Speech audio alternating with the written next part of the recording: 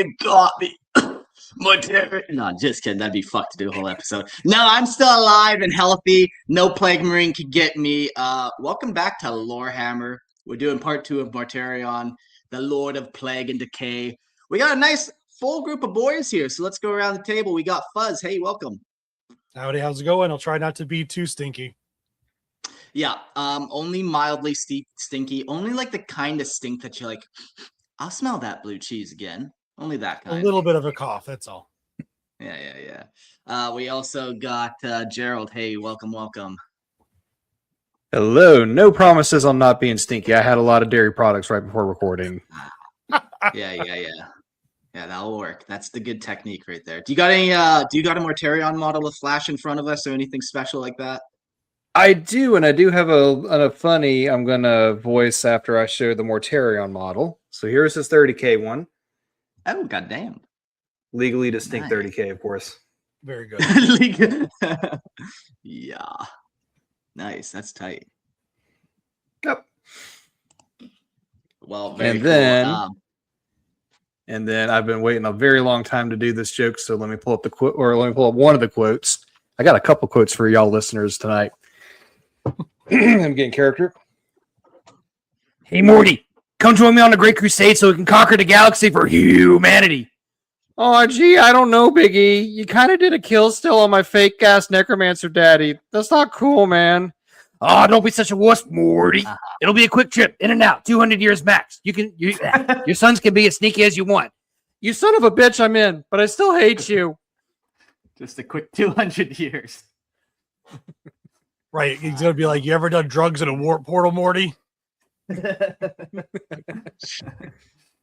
Well, yeah, okay, cool. We also, have Jax here. Welcome back. Been a minute.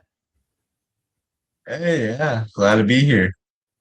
Do you got any quotes you can top over Gerald's there? Any references? Double nerding. I only got the opposite of Typhus gesturing towards the warp. Hey, Morty, quick, in and out, 20-minute adventure. Yeah.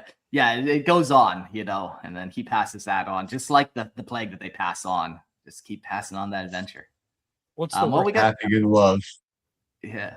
Well, we got a fun episode today. Mortarion. Yeah, I had a good time doing the first one. I learned a lot. Some of the Primarch characters, you kind of see it coming. Some of them, you're like, oh, okay, I kind of like how this kind of flip-flopped on him.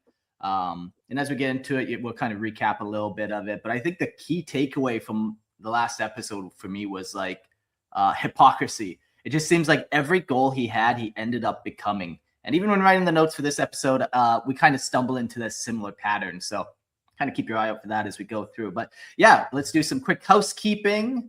Come join the Discord.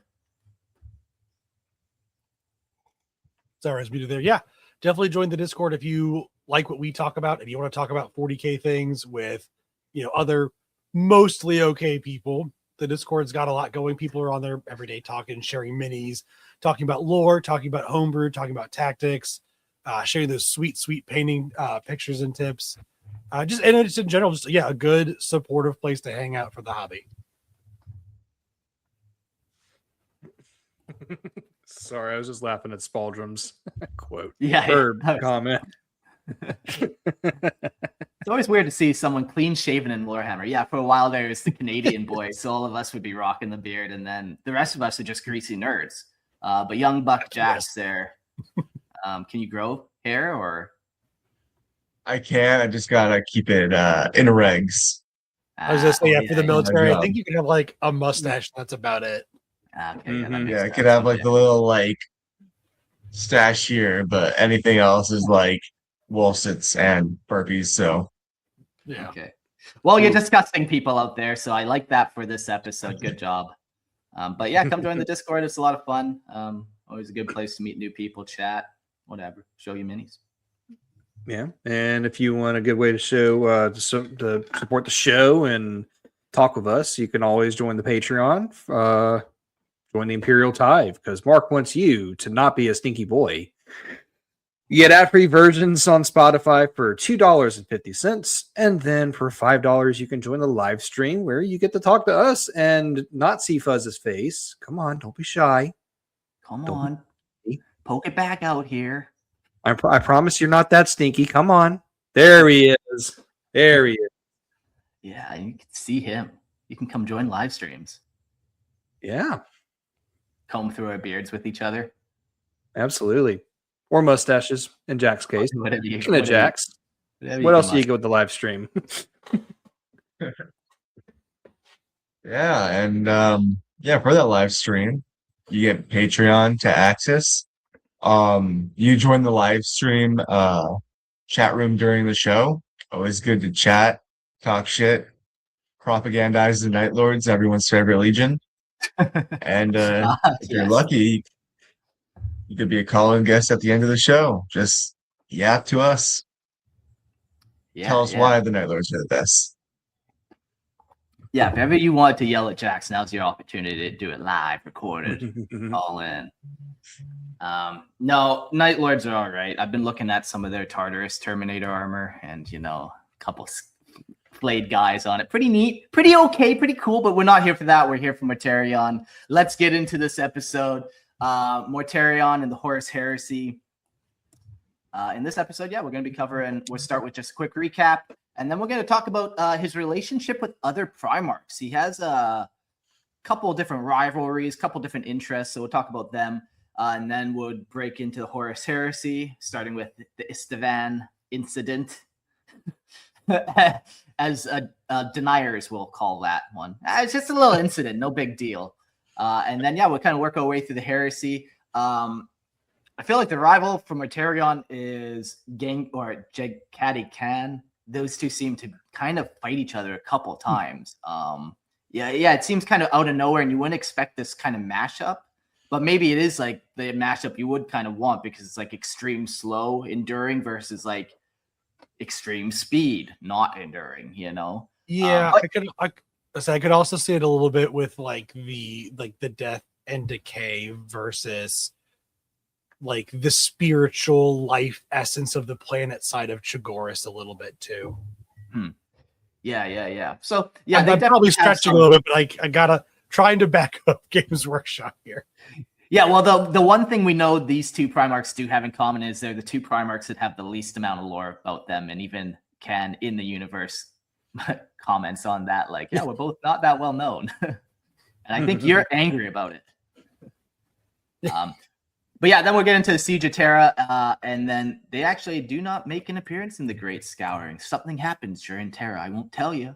You'll have to find out. But we'll carry on through his personality, his appearance, his war gear. None of that really changes too much except for his appearance and then his legacy on the Imperium. So going to be a packed episode. Let's get into it.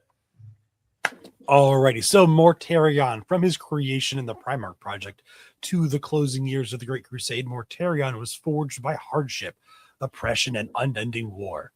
Raised amidst the poisoned mists of Barbarous, he developed an unyielding philosophy centered upon endurance, self-reliance, and the destruction of all tyrants. Though reunited with the Emperor and granted command of the 14th Legion, he never fully abandoned the bitterness born from Barbarous.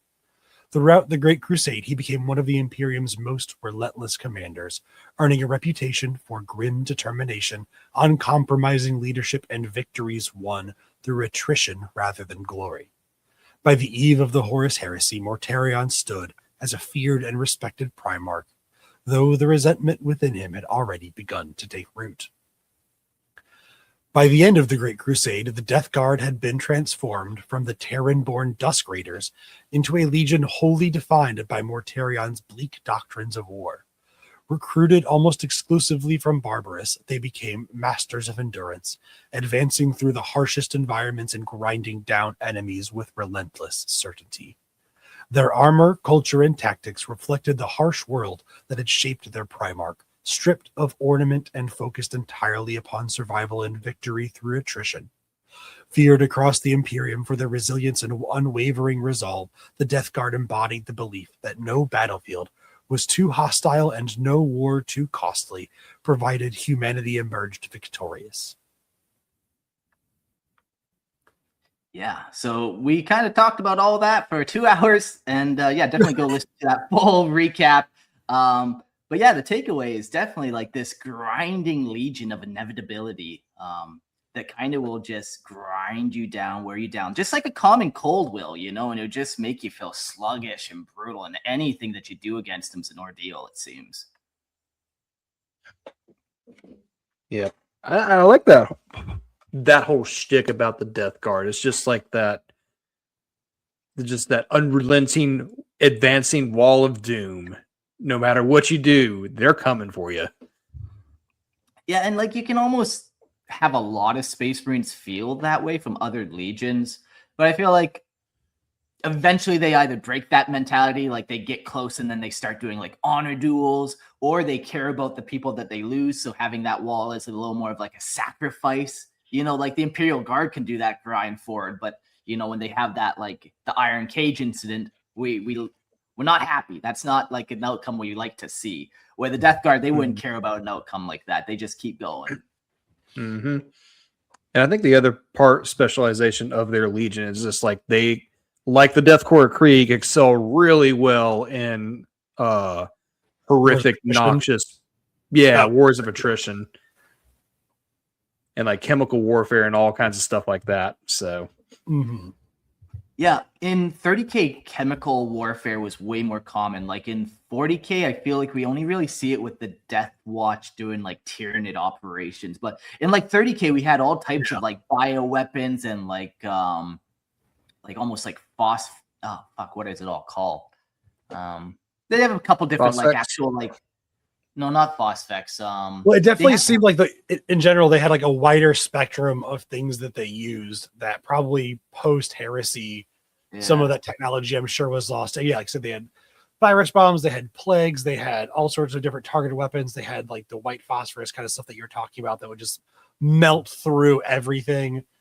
Like everything was just cranked up so hard during the heresy because it was like the Imperium was also like kind of at its height of military might as well. So they had all of this stuff to use against each other.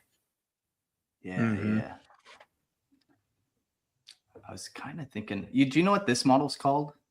He's like the dual pistol Horus Heresy kind of guy. I want to say he's some kind of a tech marine. I forget what his title is, but maybe Gonna something have to else. Morgan the model. Yeah. But they have a variation of him where he has like little chem pistols or whatever where it spews out like a bioacid or whatever. So they have a couple different ones where, they definitely have a little bit more options, where in 30K, you lose Volkite, you lose a bunch of stuff. Or in 40K, I mean, you lose a bunch of stuff. But, okay, hold on. Research is going to have to wait because my section is up next. His relationship with other Primarchs.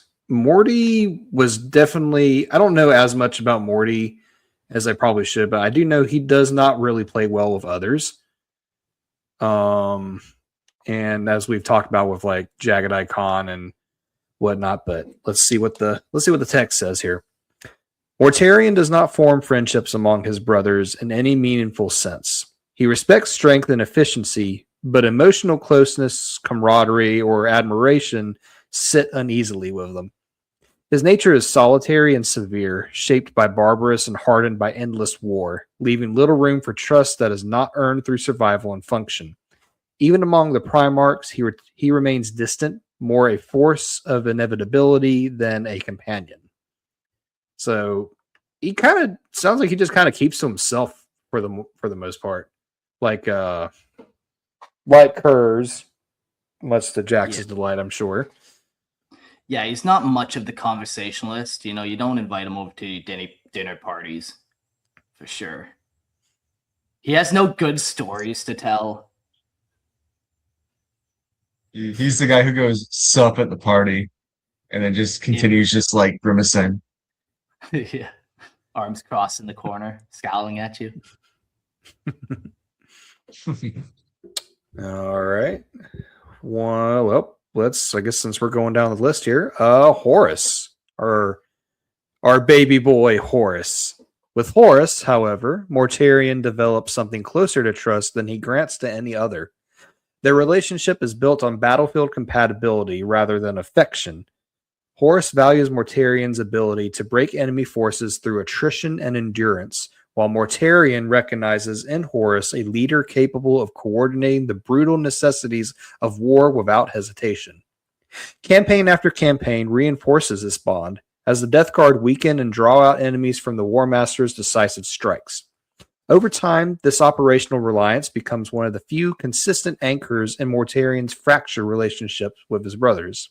And where the Great Crusade and when the Great Crusade begins to fracture, it is this history of shared war that pulls him closer to Horus's cause. And that kind of makes sense, because the way the Luna Wolves / Sons of Horus operate is like they're very much like that spearheaded lightning strike. And so the Death Guard is a good complement to that, because you got the attritional warfare grinding the enemy down, and then here comes the Luna Wolves, like ready to strike like a hammer. That sort of Yeah, thing. like normally your grinding unit would be like the Solar Auxiliary or some type of like regiment like that. But then just imagine your grinding unit Space Marines, what kind of things you can accomplish. And then like having them be the ones so consistently in battles that have your back, you are the one that is up front losing people first, and then the Luna Wolves come in and not even to like take the glory or anything, but they play their part. They have your back. They come and make sure that all of your losses were for something too. Yeah, definitely. They don't watch that tactical strike and end up in a wall killing all their Terminators. That don't happen. Tough job.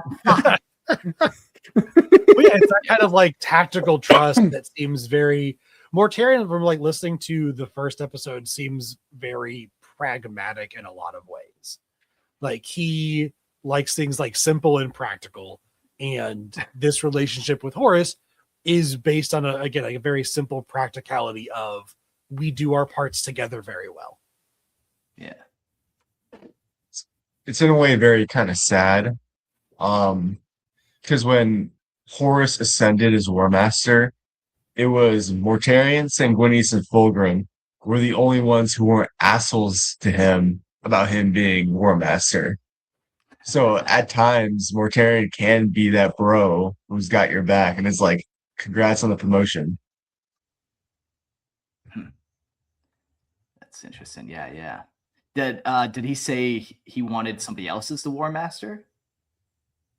No, Mortarion was just like, when the Emperor chose Horus as a War Master, Horus mentions, and it's the first 3 books in the Horus Heresy trilogy, that everyone really just hated him except Mortarion, Sanguinius, and Fulgrim.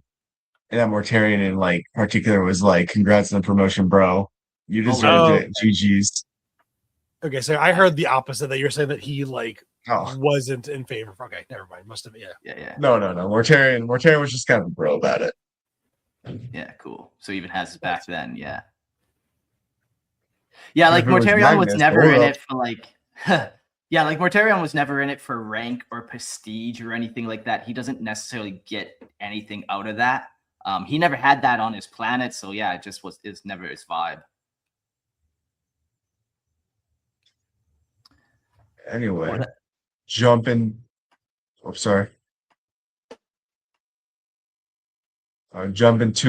the Night Haunter, the best Primarch.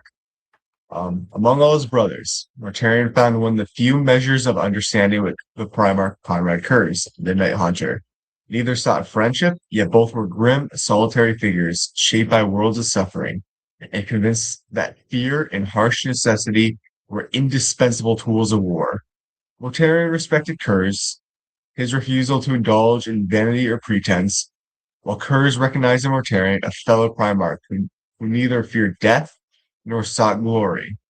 Though their philosophies were not identical and their methods often differed, they shared a mutual understanding born of isolation, endurance, and the belief that the galaxy was too cruel for idealism alone.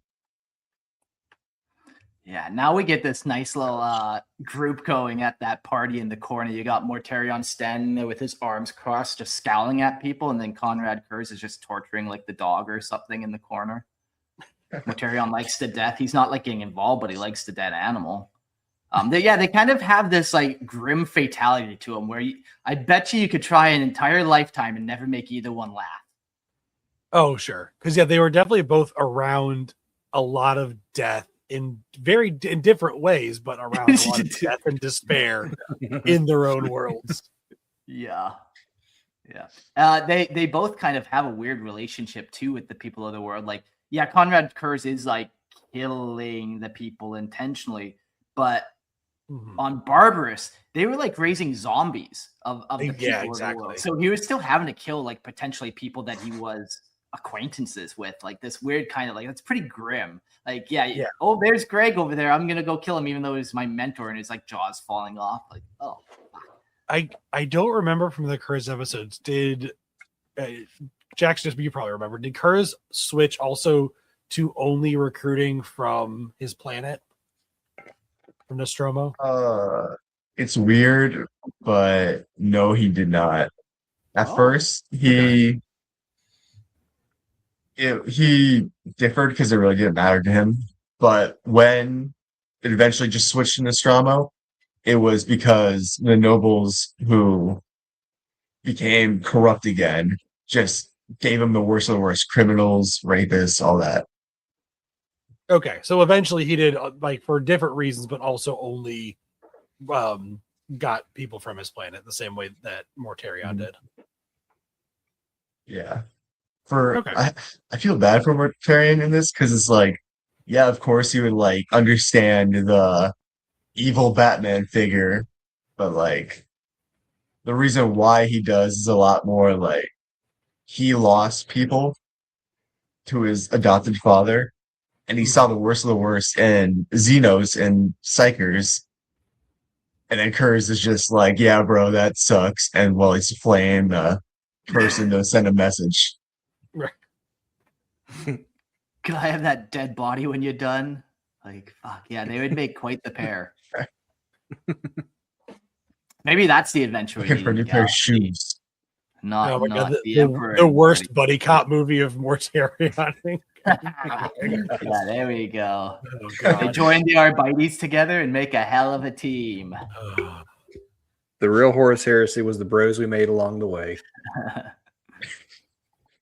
Bad cop, I hate Psychers cop.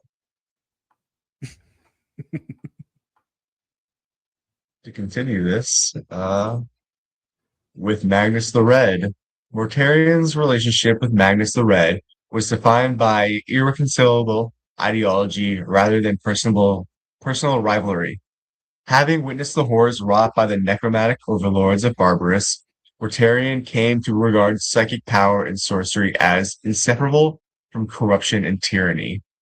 Magnus, by contrast, believes such powers could be mastered and used for humanity's advancement.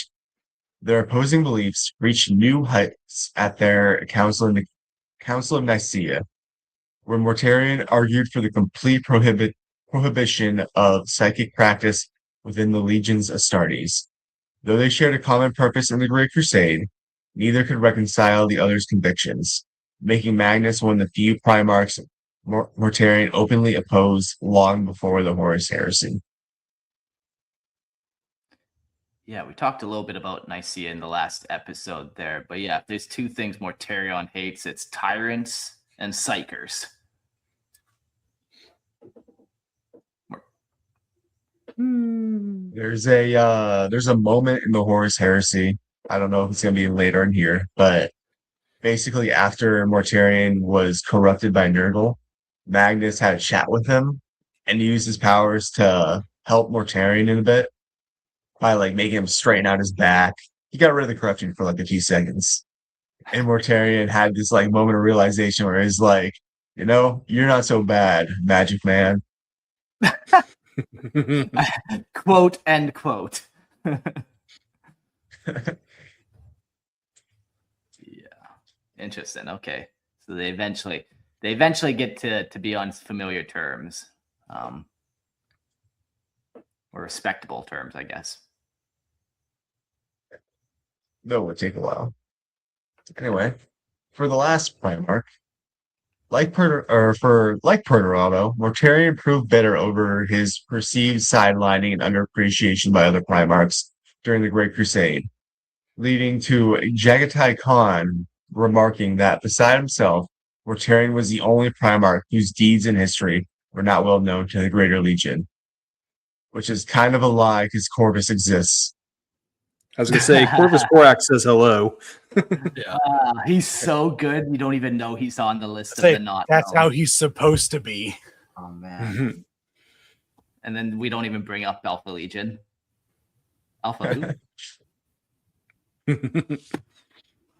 Oh my god. Yeah, cool.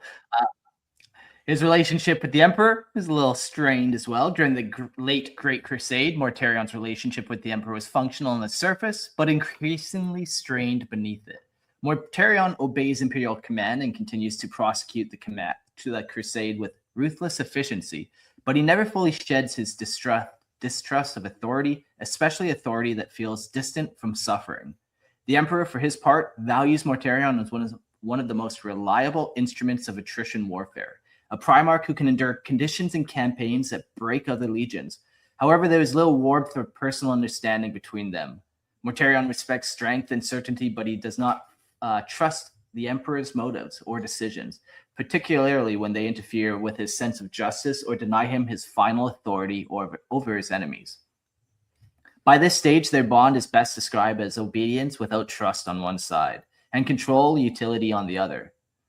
With cracks already forming that neither fully acknowledges, Mortarion even proved critical of Horus's promotion to War Master.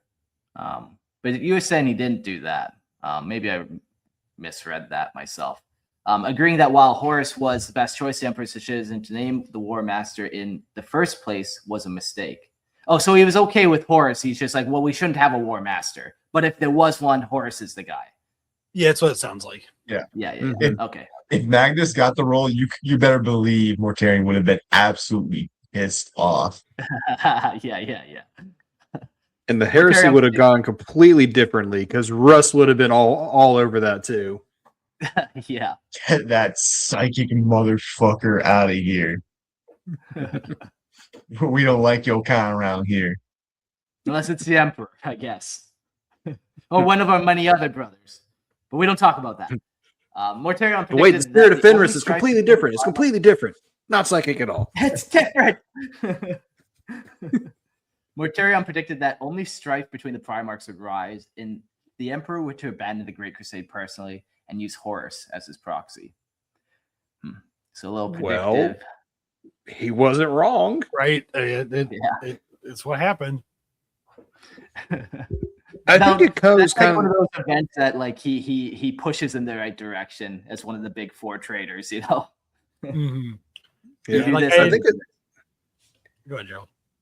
Okay, I was gonna say I think it's kind of understated. Like he's actually a really good commander because, as Mark says here, like he was trusted in attrition warfare that would break most other legions, and then during the heresy, I'm sure it's going to get brought up later, but especially like the Siege of Terra and especially in the books, like a lot of mention is made, like after Perturabo did his fuck this shit, I'm out because Horus is being a bitch. Mortarion was basically the only other Primarch kind of trying to hold everything together. And then going into the Great Scouring, he was one of the few demon Primarchs that really had like an iron grip on his legion compared to everyone else. Yeah, all the other legions basically kind of broke or shattered or started warring, whatever. But and I wonder if that has to do with I mean, maybe it was a benefit of him recruiting from his planet. They all had that shared history. They all had to deal with the same environmental issues, and they all had to deal with zombies growing up, shared trauma and all that. I'm sure that just combined again with his practicality and his leadership, I can definitely see that all working towards his advantage.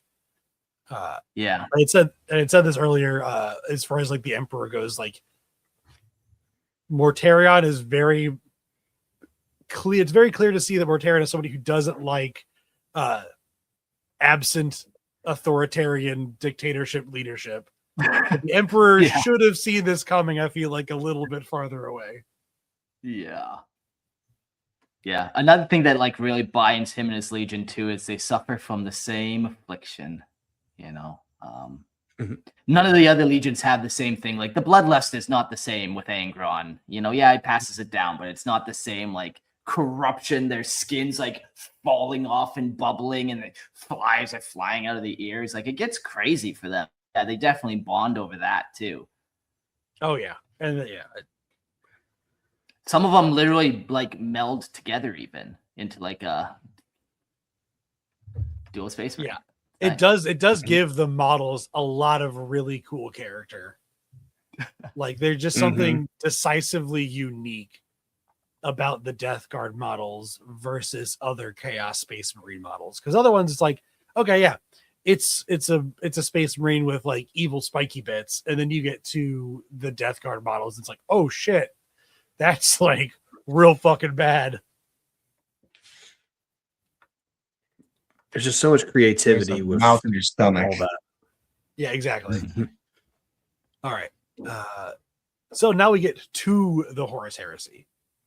When Horus declared his rebellion against the Emperor, Mortarion did not require persuasion born of ambition alone. Of all his brothers, the War Master had earned a measure of trust through years of shared campaigns, while the Emperor had never truly gained his loyalty. Beneath Mortarion's obedience lingered an old bitterness, one rooted in Barbarous and the moment the Emperor denied him the right to slay Nakare with his own hand. Horus understood this resentment and carefully nurtured it. He revealed what he claimed were the Emperor's hidden dealings with the powers of the warp during the creation of the Primarchs, presenting him not as humanity's savior, but as another master of forbidden knowledge. To Mortarion, whose hatred of sorcery had defined his life since Barbarous, the accusation struck deeply. Horus argued that the Emperor had become little different from the tyrants he claimed to overthrow, ruling through secrecy, manipulation, and power beyond mortal understanding. Horus promised a new Imperium free from deception and built by the Primarchs themselves. For Mortarion, already burdened by distrust and long-held resentment, the War Master's vision appeared a continuation of the justice he believed had been denied him. Within the Death Guard, First Captain Callus Typhon quietly reinforced this course. Long devoted to dark powers, Typhon steadily guided many of his legion toward rebellion while maintaining Mortarion's confidence. Mortarion's allegiance was revealed during the Isstvan III atrocity, where he committed those warriors whose loyalty remained to the Emperor to certain death. After the Purge, the Death Guard stood openly beside Horus and the other rebel legions, taking part in the dropsite massacre of Isstvan V as the Horus Heresy consumed the Imperium. Oof. Yeah. So yeah, Starts to get messy. Yeah, just another point, against against the Emperor is that warpness. So him seeing the Emperor as the exact kind of tyrants that he hated on his home planet, like, makes total sense.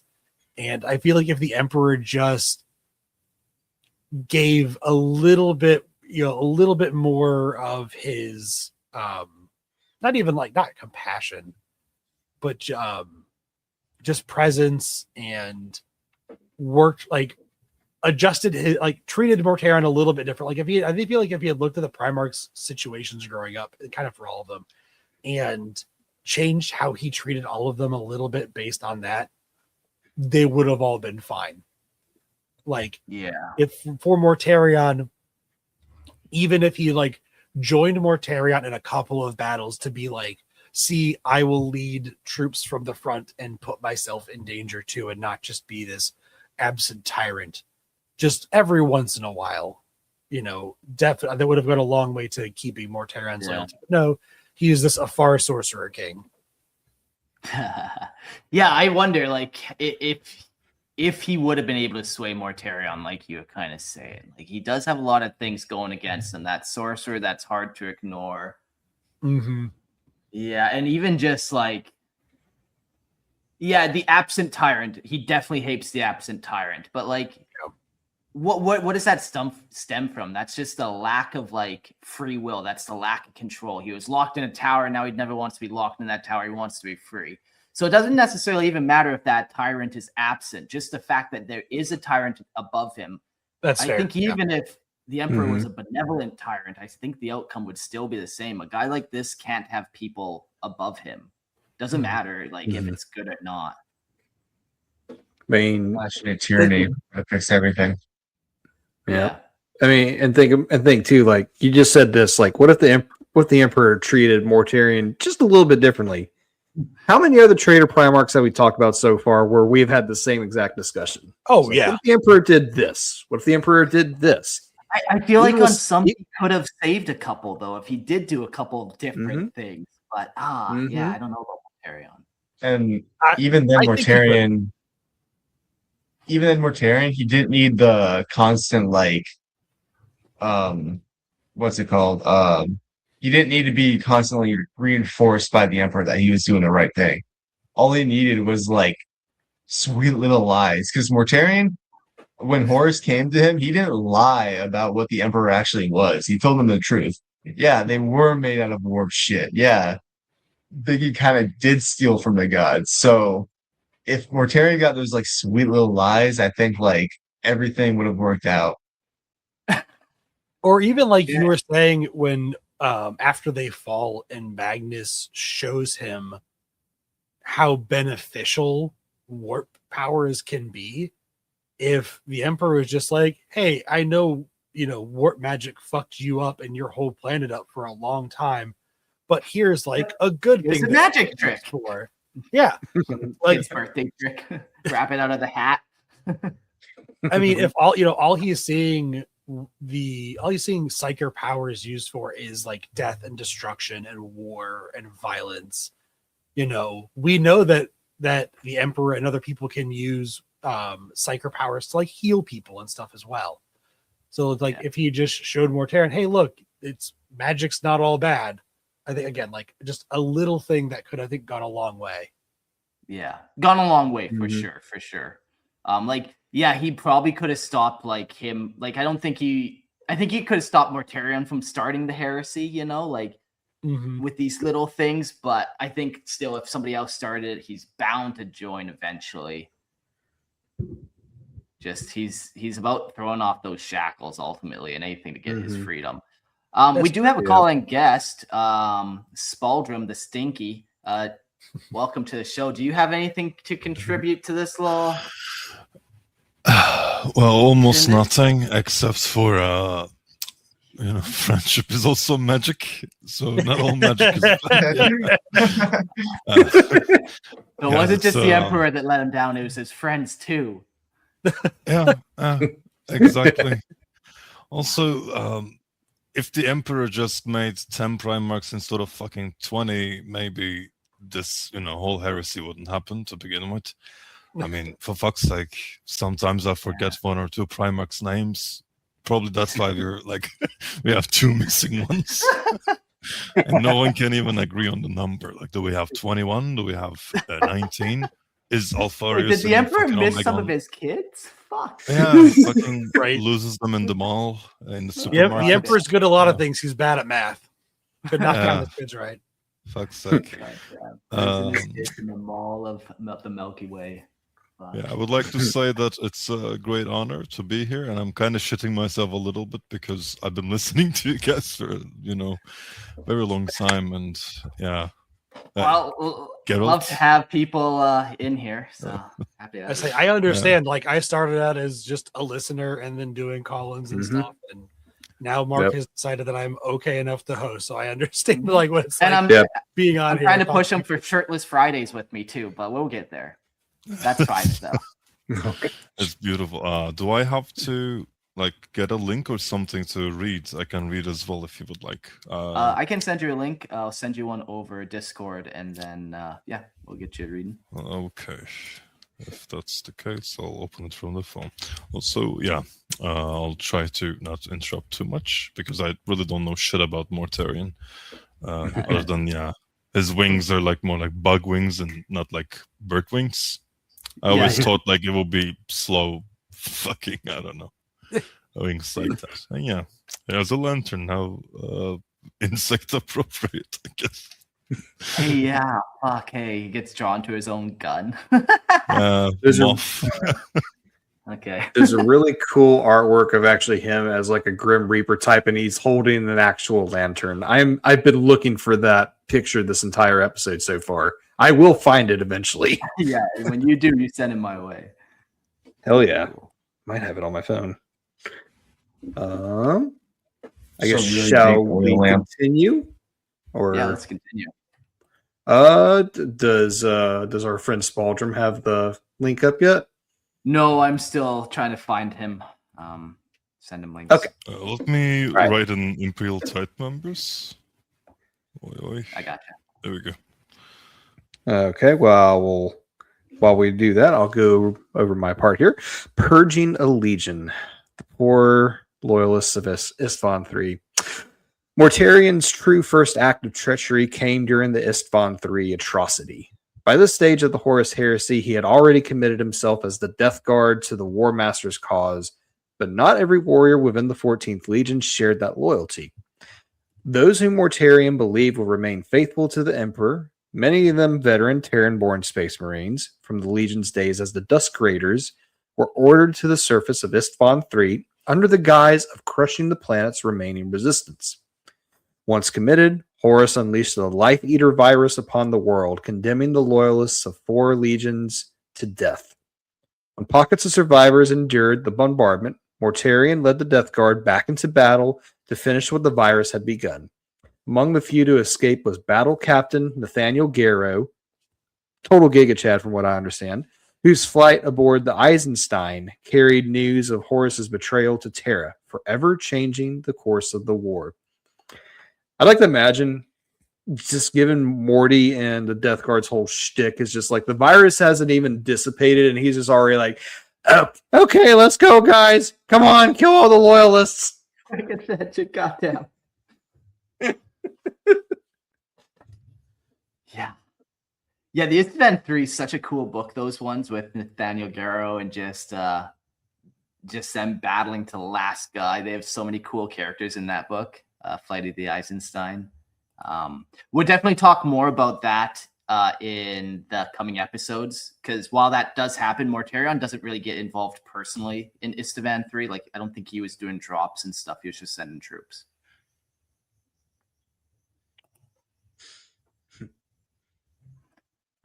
The other last episode, maybe it was last, I'm pretty sure it was last episode. We were talking about like critical events in the Horus Heresy that kind of or in like that timeline that kind of affect everything. And we kind of came up with like the crowning of the War Master Horus. We came up with the Council of Nicaea. And then I think this would be the third other really big event that like kind of affects everything. It's like up until this point, there was no such thing as traitors.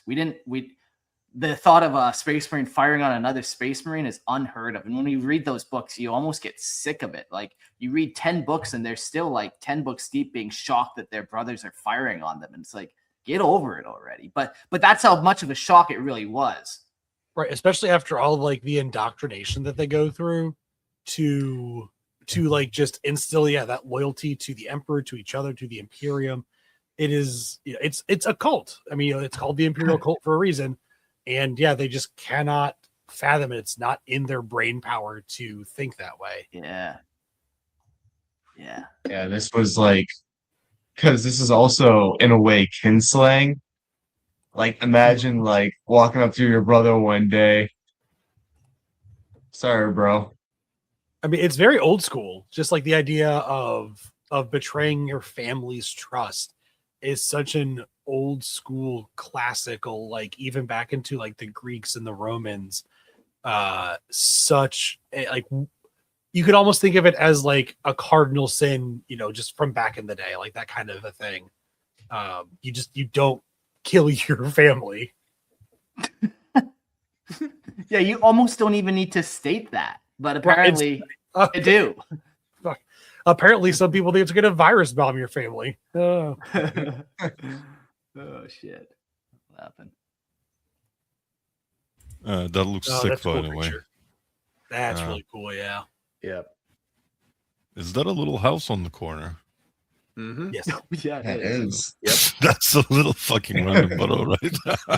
I like that. Not just Man. like the lantern. Again, for anyone listening, join the Patreon so you can see these things live in the live stream and on the on YouTube videos. But the lantern has like dripping toxin from it too. It's just so good. Drip is the word I would use. Yeah. Beautiful. Morty, Imagine being even some Morty poor is dripping, all dipshit right. farmer. Yes. Yikes. What kind of crops do you think he's going to yield next season, though? Garlic. Pretty good. So Just crazy looking wheat. Like onions. Yeah, hell of a crop of Garlic, mushroom. onions, and so Isstvan 3 everyone- happens, pretty significant, which leads quickly into Isstvan 5. But Isstvan 3, Nathaniel Garrow escapes from the Death Guard, and that's basically what actually spawns Isstvan 5. Like, Isstvan 5 shouldn't necessarily have happened in the way that it kind of did. Garrow went, found the Imperial Fist. It's kind of a whole long story. Then they send out reinforcements and this stuff, and they send out legions to go battle. Yeah. But For the drop site massacre, in that case, the betrayal at Isstvan 5 marked the moment the Horus Heresy erupted fully into open civil war. As the Iron Hand, Salamanders, and Raven Guard descended upon the black sands of the world to confront Horus, the Death Guard arrived as part of the second wave, appearing to reinforce the Loyalist assault. Instead, Mortarion and the other newly revealed traitor Primarchs turned upon their unsuspecting brothers, trapping them between two armies in one of the Imperium's darkest betrayals. Throughout the drop site massacre, the Death Guard fought exactly as they had during the Great Crusade, advancing with relentless discipline and grinding out every pocket of resistance through endurance rather than fury. While other legions sought glory through decisive charges or personal duels, Mortarion remained the embodiment of inexorable warfare, methodically crushing the Loyalist defenders until organized resistance finally collapsed. Oof.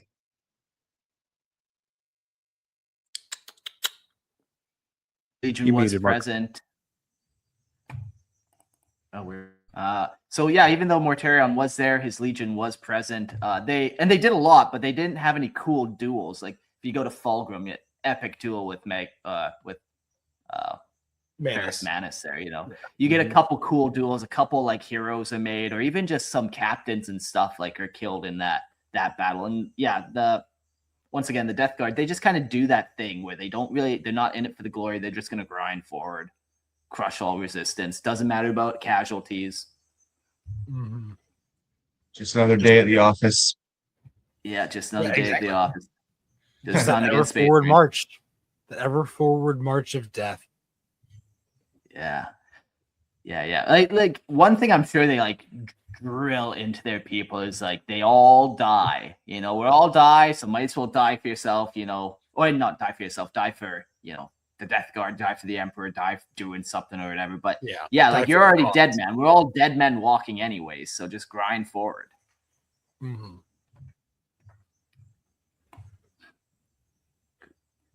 And then we jump forward a little bit in the heresy to the Warhawk and the Death Lord. Okay, should I start reading it? Yes, sir. All right. As the Horus Heresy spread across the Imperium, the White Scars found themselves isolated by contradictory astropathic messages, leaving Jaghatai Khan uncertain who had truly betrayed the Emperor. Refusing to commit his legion until he uncovered the truth, the Khan journeyed to the ruined world of Prospero, seeking answers. It was there, amongst the shattered remains of Tisca, that he was confronted by an unexpected visitor, his brother Mortarion. Shall I continue? Do I weigh in the numbered perks now? I continue, okay. Go for it. Mortarion had not come at Horus's command, but of his own choosing. Of all his brothers, he believed the Khan was the one most likely to understand his cause. Both had remained distant from the imperial court, valued freedom over dominion, and harbored little affection for those who ruled from afar. Mortarion argued that the emperor had deceived his sons, secretly wielding the very powers of the warp he publicly condemned. Horus, he claimed, offered the chance to overthrow the hypocrisy and build a stronger imperium free from the lies and manipulation.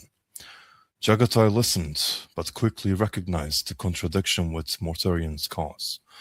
A lifelong enemy of sorcery who had championed the Council of Nicaea, Mortarion now stood beside Horus, whose allies increasingly embraced the warp. The Khan warns that his brother had exchanged one master for another, and that the corruption he despised would inevitably consume the rebellion itself. It was a bitter irony that the Primarch who had dedicated his life to destroying the tyrants and opposing the powers of the warp now marched alongside those who would become their greatest servants. Mortarion admitted he had a few allies left among the rebel Primarchs and had hoped the Khan would stand beside him against the growing influence of sorcery.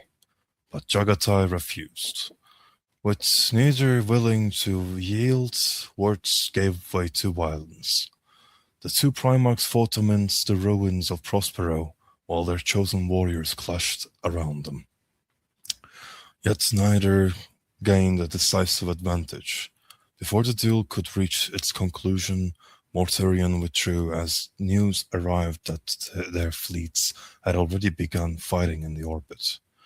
The brothers parted as enemies, and any hope of reconciliation died with them upon the ashes of Prospero. Though neither Primarch prevailed, the encounter marked the last opportunity for Mortarion to turn from the path he had chosen. The Khan watched his brother depart, not with triumph, but with pity. Seeing a warrior who sought justice, yet had unknowingly bound himself to the very darkness he had spent his life trying to destroy. Yeah, he hated psychers and he fucking became one, didn't he? A little Yeah. bit, yeah. Yeah. Irony. He hates tyrants. He becomes a tyrant. I bet he was really hygienic before this whole heresy as well. Felt Might, to he Nurgle. might, yeah. No, Well, it Path was to funny hell that is was paved with good intentions Yeah. and no baths. Right. Was it is he funny that like he just can't maybe let me think of a different way to say something here. Fuzz, go for it. this is just me kind of looking at the book cover you've got pulled up. Was he wasn't already like, imbued a lot with like Nurgle power, just because like the scale of him versus Khan in that picture, he looks like he's about twice the height of Jaghatai Khan. That's during the Siege of Terra, his Warhawk book. This was before Yeah. all that. Yeah, because I think the fall to Nurgle was just before the Siege of Terra. Okay, so he was juiced up and probably was, a bigger than the Khan was at that point. Mm-hmm. Pretty cool. Nice.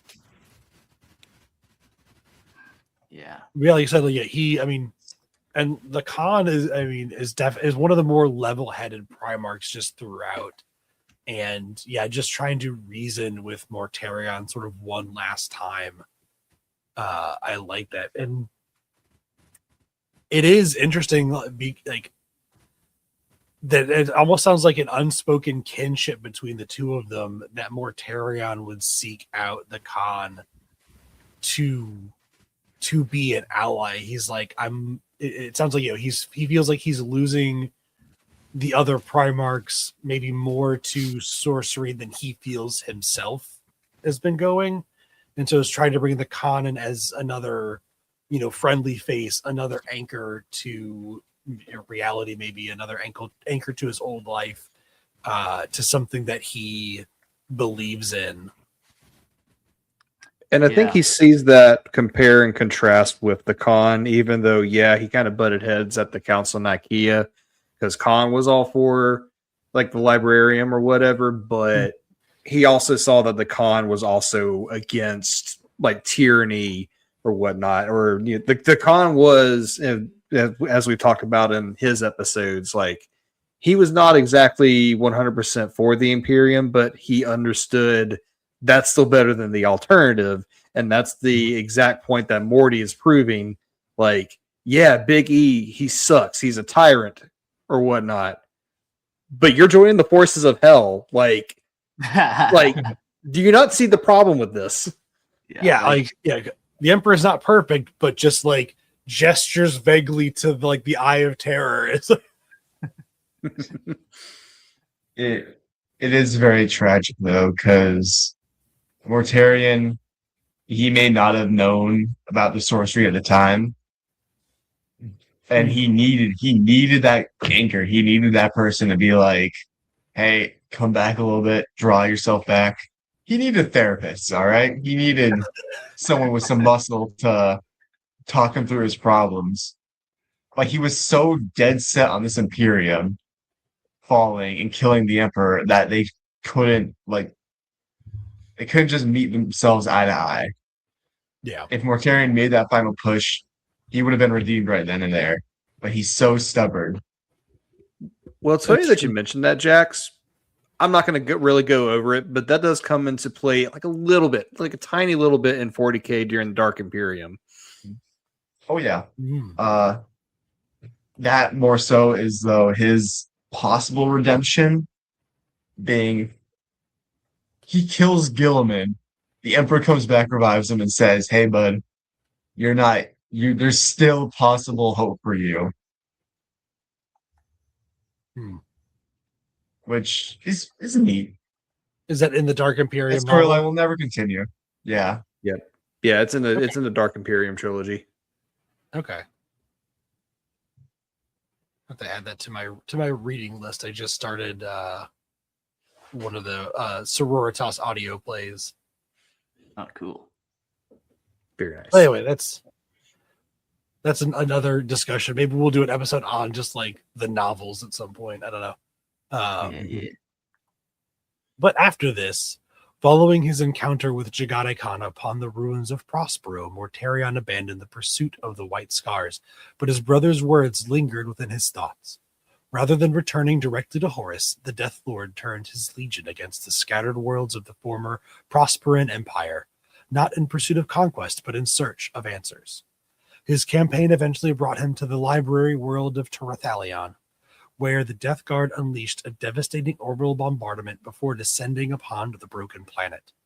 Amidst the ruins, Mortarion sought a single captive, a mortal woman whose body concealed a demon of the warp. Taken aboard his flagship, the Endurance, the creature was brought before the Primarch in chains. Mortarion questioned it relentlessly, seeking to understand the nature of chaos and why brothers such as Lorgar and Fulgrim had willingly embraced its power. Though he had rebelled against the Emperor, he still believed sorcery to be a corruption that humanity must resist. He sought not power but certainty, determined to prove that the warp could be understood, contained, and ultimately overcome. The demon mocked his conviction, warning that he stood surrounded by powers he neither understood nor controlled, and that one of the greatest entities of the warp had already laid claim to his soul.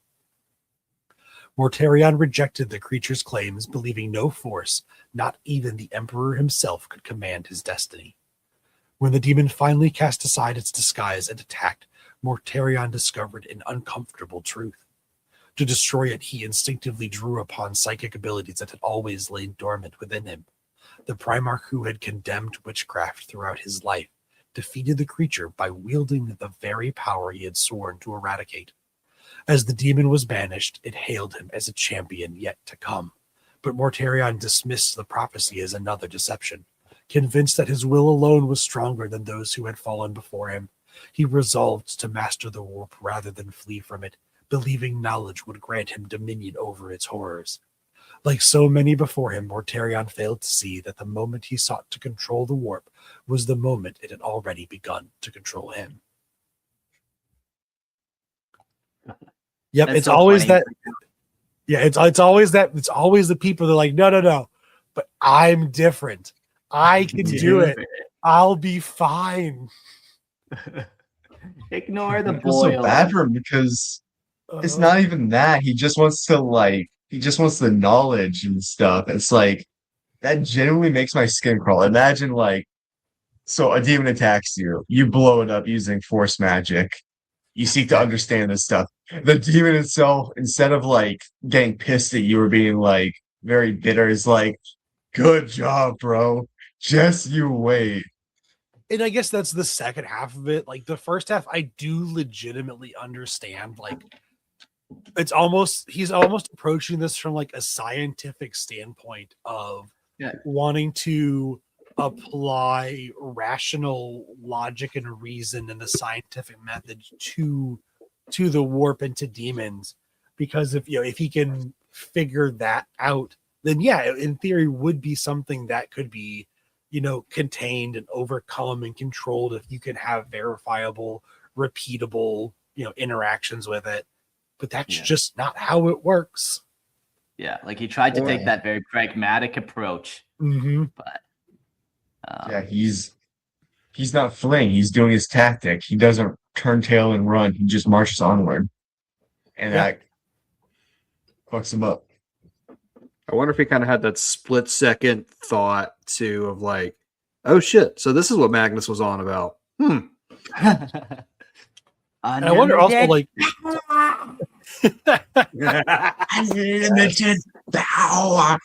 I wonder if he had been able to tap into his psychic powers on Barbarous, how that could have potentially changed things if he could have used his own psychic abilities as a weapon for what he sees as justice. Mm-hmm. Now, again, like this is all very like hypothetical, but again, it's one of those one of those little pivotal moments that could have changed a lot. Yeah, like what kind of psychic powers does he have? Because I wonder, like, if it's just like precog, maybe that wouldn't have helped him. Like, is he launching? Like, what kind of powers? I was thinking that too. I kind of imagine him to have biomancy, like the flesh warping bullshit. I think that fits Nurgle the best. Yeah. Okay. Yeah. Yeah, and that fits even before like having to be fully Nurgle. Like, you could do that biomancy and not be a servant of Nurgle. So yeah, okay. Or probably just like endurance, like even more so than like any other Primarch too, like because it's been talked about, like he does have that sheer willpower and endurance about him. Yeah. So Yeah, it And could he be. can shoot space eights out of his fingertips instantly. Space cats. Apparently his power psychic resistance / nullification, so he can a little bit of a avoid himself.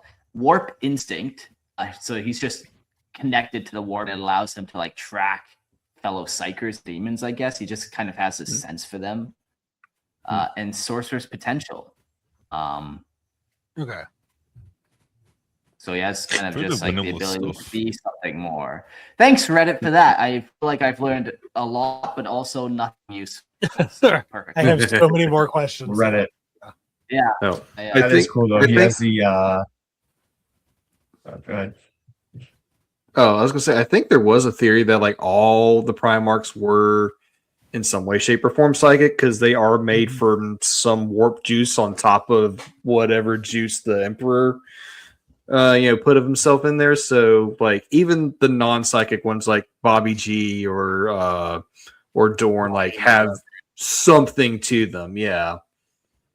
Oh, makes sense. Even just being flung through the warp, I'm sure that affected some of them with the powers and some didn't. So yeah. Mm-hmm. Yep, absolutely. So he gives in though. He gives in. He's like, I'm gonna master chaos. Yep. It's gonna go good. What a It's gonna be great. It's It's gonna be great. Great things. But before I go into my oh gee, I don't know about this. I'm not sure I like this chaos demon. Before I go into my part, I got to ask in the chat or folks here in the live stream, do we have any Typhon fans? Typhon fans? Anybody? No? It's just as bad as Erebus. Number one, smart choice. Absolutely. If there are any Typhon fans in the chat, I am about to prove you why you should think otherwise. The Doom of the Death Guard. Dun dun dun. As the Horus Heresy drew towards its final act, Horus ordered his legions to Terra for the assault upon the Imperial Palace. Mortarion led the Death Guard with grim determination, intent on bringing an end to the Emperor's reign. Yet before the Legion could reach its destination, betrayal struck from within. First Captain Callus Typhon, who had long concealed his devotion to the powers beyond the material realm, enacted the final stage of his own design. Years earlier, while campaigning beside the Word-Bearers, Typhon had been drawn into the hidden teachings of the warrior lodges under the guidance of Erebus. Fucking bitch. He embraced the path that promised freedom through the powers of the warp, nurturing his psychic gifts in secret while presenting unwavering loyalty to Mortarion.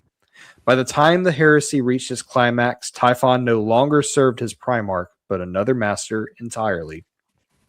Before the fleet entered the warp, Typhon ensured that every navigator capable of guiding the Death Guard to Terra was slain, claiming they could no longer be trusted. With no alternative remaining, Mortarion reluctantly accepted Typhon's assurance that his own unnatural abilities would guide the fleet safely through the Immaterium. It was a decision born of necessity, yet one that violated every principle the Primarch had upheld throughout his life. The fleet soon became becalmed within the shifting tides of the warp, unable to escape or chart a course. There, an unseen corruption spread through every vessel. A plague, unlike any known disease, consumed the Death Guard, bypassing the resilience that had carried them through countless campaigns. Flesh blackened, armor decayed, and agony became constant. Warriors who had survived the deadliest toxins in the galaxy found themselves broken by a sickness against which endurance offered no defense.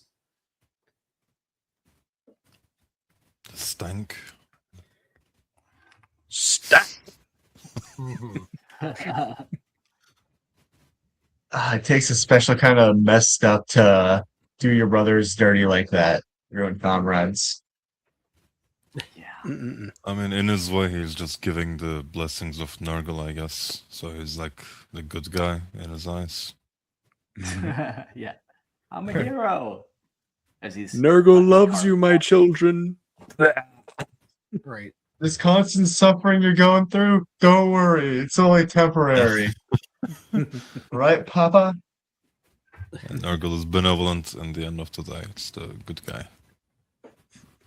In a weird way, I've always seen like Nurgle's disease as like the disease of time, because it's always about things growing and then rotting and then decaying. Like you can be a space marine and be, again, resilient to any, disease, but if the disease is just time that ages you and destroys you and like multiplies cancer cells in your body so erratically and rusts your armor into oblivion, there's nothing that you can do about that. I know it's kind of a weird take, but like that's always like kind of how I've seen at least like a part of Nurgle's diseases is time. It's the one thing that almost nothing in the galaxy can stand against. Yeah, most people think Nurgle is just the disease guy, but yeah, his entropy made manifest. So, like, yeah, the time thing really works well. Have you played Total War Warhammer 3? I have Like not. The buildings are like a circle, basically. So you build a building and it constantly grows and then demolishes and then rebuilds itself. So like you basically need to play around that circle of life bullshit. So yeah, it's literally that. The disease is just a cherry on top with the bugs and shit. And that actually becomes like a plot point in the Hammer and Bolter episode on the Death Guard, because Oh, it's such a good episode. such a disgusting but amazing episode. But yeah, like the weird time dilation of warp travel creates this feedback loop that one of the Death Guard sorcerers actually exploits to control to take over a planet in the name of Nurgle. So really good episode. Quadragaff points out, he said he liked my point on time disease and that the Death Guard have entropy cannons, and that's how he always saw them. Because I will always find a way to interject Tau, just like Jax will always interject the Night Lords. The Tau actually also have like time bombs where it creates like a hyper accelerated time bubble, and they've used those to basically dust people by just hyper accelerating the time. They just age into mist. You can kill people. Oh, that's crazy. It's so high tech to do. I think it was in the Damocles anthology books. They were fighting White Scars. I wonder how did they find that technology? Like the Age of Wine or something? Why would you need that? Stolen or co-opted from, was it the Sloth? One day, Mark, we need to do Tau Talk with Mark and Fuzz one of these days. I will ramble about Tau theories, but yeah. Anyway, you want to continue on the doom of Mortarion. Mortarion fought desperately to preserve his legion. When the first victim, Rahab Zarek, what a name, succumbed to the plague, the Primarch attempted to grant him release through death, only to discover that even death offered no escape in hell. The disease bound its victims to unending torment, transforming the fleet into a prison of decay where every soul suffered without hope of relief. For Mortarion, the ordeal became a cruel reflection of his youth upon Barbarous. Once again, he found himself choking beneath an atmosphere that no strength could overcome, watching those under his protection perish while he remained powerless to save them. On Barbarous, the Emperor had intervened before death claimed him. Within the warp, there would be no rescue, only the endless suffering. At last, with his legion collapsing around him and every effort exhausted, Mortarion yielded his soul. He called out into the darkness, offering himself and the Death Guard in exchange for an end to their torment.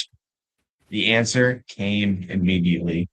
Nurgle, the Lord of Decay, accepted the bargain that had been prepared long before the fleet entered the warp.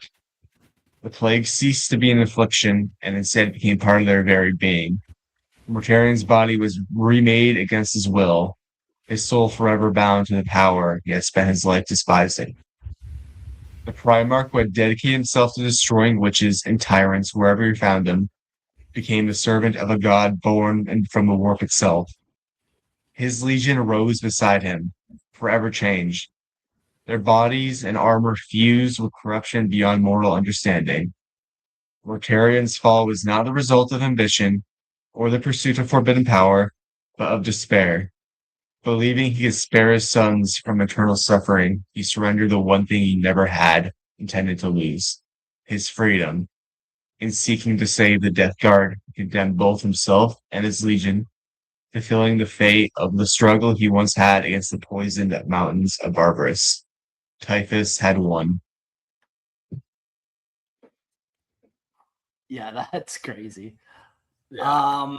Just watching his whole legion just like melt away, and then like even in death they become these zombies, and they're still like, "Oh, I'm fucked!" Like, oh, horrific. Yeah, and that's like and that's the thing about chaos. Like Nurgle, like Nurgle is clearly the one that where this disease came from, and comes to Mortarion and is like, "I see you got yourself in quite the pickle there, Mortarion. Would you like some help getting out of it? Who knows how this could have happened, but I can save you from whatever this is." Yeah, it's kind of like Jesus. Like, I'll save you from me. Right. Yeah, it's fun that way. So, a little fun fact about this horror deal. After Mortarion does this, and after all this happens, Typhus walks in. He's like, "Good choice, Dad." And Mortarion immediately kills him, only for Typhus to be resurrected. That's I mean, nice. honestly, like fair point to Mortarion. Like, if I had to make a deal with a fucking dark god and my kid walked in and was like, "You did the right thing. We're on the right team now," I'd be like, "What did you do, you little shit?" And just fucking knock his head off. Time out.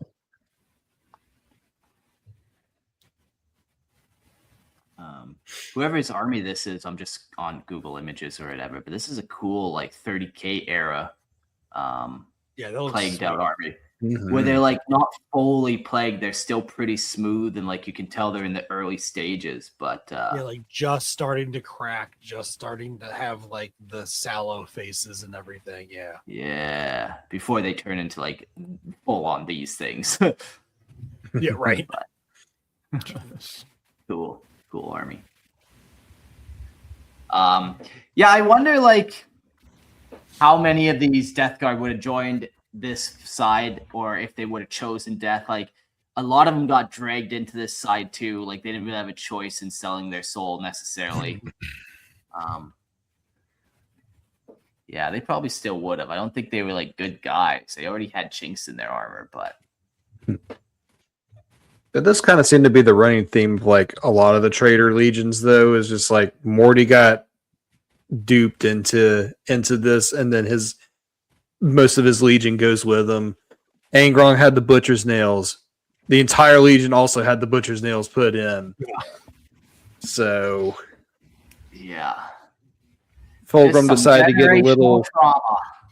yeah. passed Fulgrim on. decided to get a little too happy with his demon dick sword, and well, we all know what happened with the Emperor's children. So Oh god. All right, let's Google image it. Let's fucking see what we Yeah. get.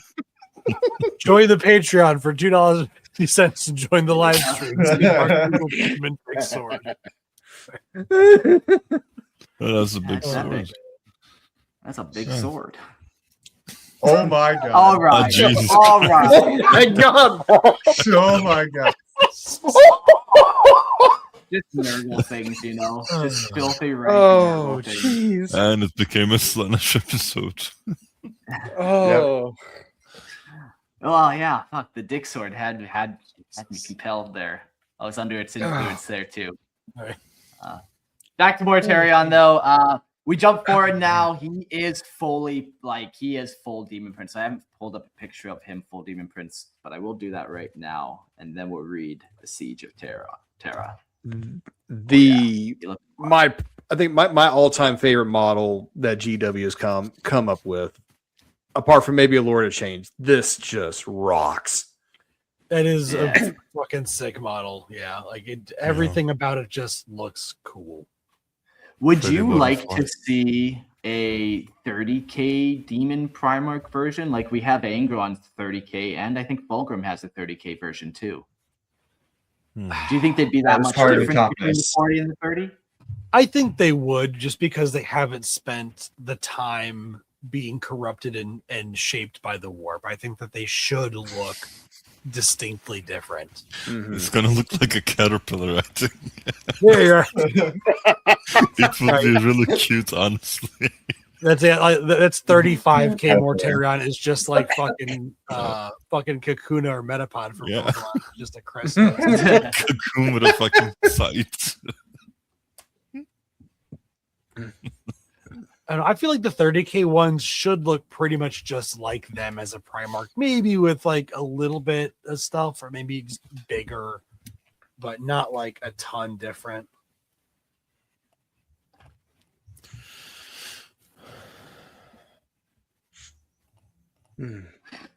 Give them some time to marinate in the work.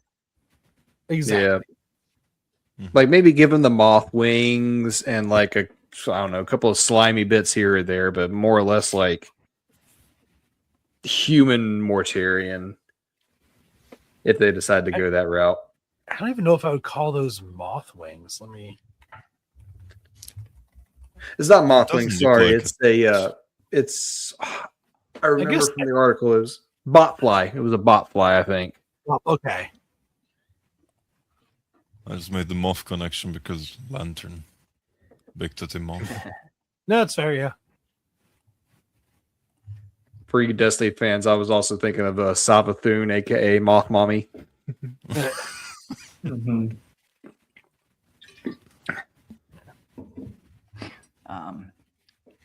The Siege of Terra.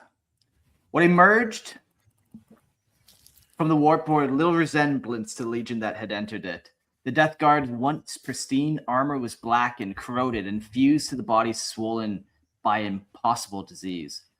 Flesh and ceramite had become inseparable, while plague and corruption flowed through every weapon and warrior alike. No longer merely Astartes, they had been remade into living vessels of decay. They'd still march beneath the name, the Death Guard. By the time the traitor host reached the Sol system, Mortarion had become something far removed from the Primarch who once walked the poisonous mountains of Barbarous. Last among his brothers to arrive at Terra, he came before Horus aboard the Vengeful Spirit, his presence alone spreading sickness through those around him.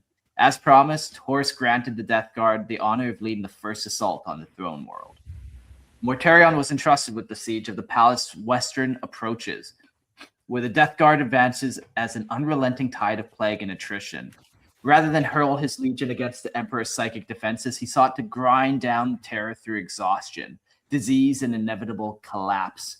During the campaign, he clashed with Perturabo over the nature of chaos, yet still permitted Typhon to aid the Iron Warriors in rituals intended to weaken the Emperor's great psychic barrier. He later sought the counsel of Magnus, reluctantly admitting that his new demonic form was the source of constant agony. Though he despised what he had become, Magnus helped him master the altered nature, allowing Mortarion to return to the war with renewed purpose. That'd be some fun conversations with Perturabo and Mortarion about like the nature of the universe and the nature of warp, and like just they're both so grounded and like realistic. Well, especially Perturabo's, because I think that would be an interesting interaction, because Perturabo and the Iron Warriors are so averse to mutation and corruption, and then that's just what the Death Guard are. Yeah, Mm-hmm. Like what they are. They are just mutation and corruption. yeah. Yeah. Fun conversation. So Perturabo was friends with Magnus, and when Mortarion always gave Magnus shit, Perturabo would defend him. So they never had good a relationship in the beginning. Mhm. And since they're both so stubborn, they both died on the hill that either one of them were just assholes. So Yeah. going into they just never really liked each other. Yeah, fair Both enough. are stubborn, petulant man children. Well, and even The like cat. yeah, and like Perturabo's pretty tyrant. Like, don't they call him like the Iron Tyrant or something like that? Mhm. Oh, for sure, yeah. Yeah. Tyrant. Yeah. Following Perturabo's withdrawal from the siege, Horus placed Mortarion in command of the Lion's Gate spaceport. Oh, sorry, I skipped something. We'll jump back. During the siege of Mortarion, also confronted Nathaniel Garrow, the loyal son who escaped his judgment at Isstvan III. Mortarion offered Garrow one chance to return to the Death Guard, but the former battle brother refused and stood his ground. Their duel ended with Garrow mortally wounded, though not before he struck a telling blow against his fallen Primarch. Even transformed by the powers of the warp, Mortarion discovered that loyalty and faith could still wound him. Following Perturabo's withdrawal from the siege, Horus placed Mortarion in command of the Lion's Gate spaceport. This position soon became the focus of determined Imperial counterattack led by Jaghatai Khan. The brothers met once more in single combat, but this time Mortarion fought with unnatural strength and endurance, granted by his bargain with Nurgle. The Khan was steadily overwhelmed until he turned to Mortarion's greatest weakness against him, reminding the Death Guard that he had surrendered everything he once believed in. Jaghatai provoked his brother into abandoning discipline for anger. That's so funny. What a classic bad guy scenario. Like, Oh yeah. it's so funny. Don't you realize you become what you hate? Exactly. Yeah. Exploiting the opening, the Khan launched his final assault, driving himself along the blade of Mortarion's own scythe before striking a decisive blow. that severed the Demon Primarch's head. Banished back into the warp, Mortarion vanished from the battlefield, while the gravely wounded Khan was carried from the field by his warriors. Fucking tight. Yeah. We're supposed to don't worry, he gets destroy better. the Cyclops, not join him. When a demon Primarch dies, do they like lose all their weapons and stuff and just respawn naked, or do they just respawn? I love that Like, do idea. they need, Oh, do they need And to then go they have to the run place they back to their... died? Yeah. Like loot their own body, equip the fucking shit. Oh my god. Oh man. I remember those MMOs back in the day where you had to do that. That sucked. No, it's like a freaking Dark Souls run back. Oh my gosh, gotta get my souls, man. Yeah, even I mean, just even rolling Diablo, past everyone. even like Diablo 2, you did this shit. Anyway, yeah. Yeah, but But- seriously, do they actually like? Are they bound to their items in a way? I think so. No. Like Yeah. I would imagine. Well, yeah, they are. Yeah, I'd imagine everything. Yeah, everything just kind of vanishes back into the warp with them. It's all at this point. It's all like part of them and like an extension of their being. Yeah. Mm. Um, They can with change their Angron. clothes. Oh, sorry. But with Angron, it carries on with the nails, right? Sanguinius tears them out of his head, but it doesn't matter. They just reform back on him. Because I think it's like the form that you take once you become the servant of whichever chaos god or undivided that you belong to, like that is essentially you. Because just like, you know, if you take a look at 30k Morty here, like he's got his scythe. He's always had that, and now that's always a part of him, like as a 40k demon Primarch. So Yeah. But yeah. All right, So so he got beheaded. after- That's fucking crazy. Oh yeah. That's what it takes to get him to leave. Is fucking Khan cuts his head off. So good. All right, so with Horus dead and the heresy lost, Mortarion appeared in the Eye of Terror, claiming the Plague Planet as his new dominion. Before reaching its cursed refuge, the Shattered Death Guard were forced to fight a bitter withdrawal from Terra, battling through the Great Scouring as the victorious Loyalists relentlessly pursued the broken traitor legions toward the Eye of Terror. Mortarion himself played little part in the wider campaign, leaving his legion to endure the long retreat until they finally crossed into the Warp's sanctuary. There he raised the Black Manse and remade the world into a realm of poison, pestilence, and decay, a bleak reflection of the mountains of Barbarous. For his unwavering service, Nurgle elevated Mortarion to the rank of Demon Prince. In bitter irony, the Primarch who had overthrown the tyrants Nakar now ruled as lord over his own cursed world, his throne echoing that of the monster he had sworn to never become. From the depths of the Eye, Mortarion faded from the affairs of the wider galaxy, turning his attention instead toward the endless wars of the Warp. So yeah, like I do love the way it sort of phrases it. Some people see it as well. You know, he didn't really help his legion retreat. I guess that's probably because he got his head cut off and teleported back into the warp. There wasn't much he could do about that. No. Yeah, and it would be kind of crazy too at that spot. Like, I wonder if Khan knew that, like, he didn't really kill his brother. I wonder if he's like, I fucking got him good. Like, do we know that they respawn? I don't know if we knew then. Especially, I don't know if the Khan knew then. Yeah. But I feel like at the very least, he probably cut his head off and was like, I hope he's dead. I hope. Yeah. Because I imagine if Now- the body disappears and doesn't just stay around being dead still, you gotta wonder. I guess, yeah, I probably would, like, or not magically, but, like, yeah, warp fizzle away or whatever. Mhm. Warp disintegrate. Mhm. Cool. We're multiplying with hosts here. We're going for the most diseases, most hosts. Triple Gaff wants in here as well. Hey, Your welcome sacred to the number. show. Hey, what up, boys? What up, Hello, Gaff? hello. Yeah, the old favorite number. Did we get to it? 2, 4, 6. We need one more person. Triple Gaff. What do you think about Mortarion? You a fan of him? Yeah, Easily my favorite character in Warhammer. I've been waiting for this episode since you guys started Lionel Johnson. When that episode got announced, I was like, nice, 13 more Primarchs, and here we are. 2 years later, and here we are. It was all worth it. Yeah. Is this what you wanted what from do us? you- Are you happy? Are you not entertained? Do you want us to take off Exactly our what I shirt? needed. What kind of sticks out to you about Mortarion? What do you like? He's really, really inconsistent in the books. Because first he started getting written by Graham McNeil, and he was kind of like an evil bastard, and that's kind of it. But towards the end, Chris Wright started picking him up after he started doing Mortarion as an appearing villain when he was writing the Khan books, and he was incredible. He was like a completely different character. He was really interesting, and then he wrote Buried Daggerlast. Because of how hypocritical he is, in a way, it almost makes him feel like a real person would, how they would act and behave.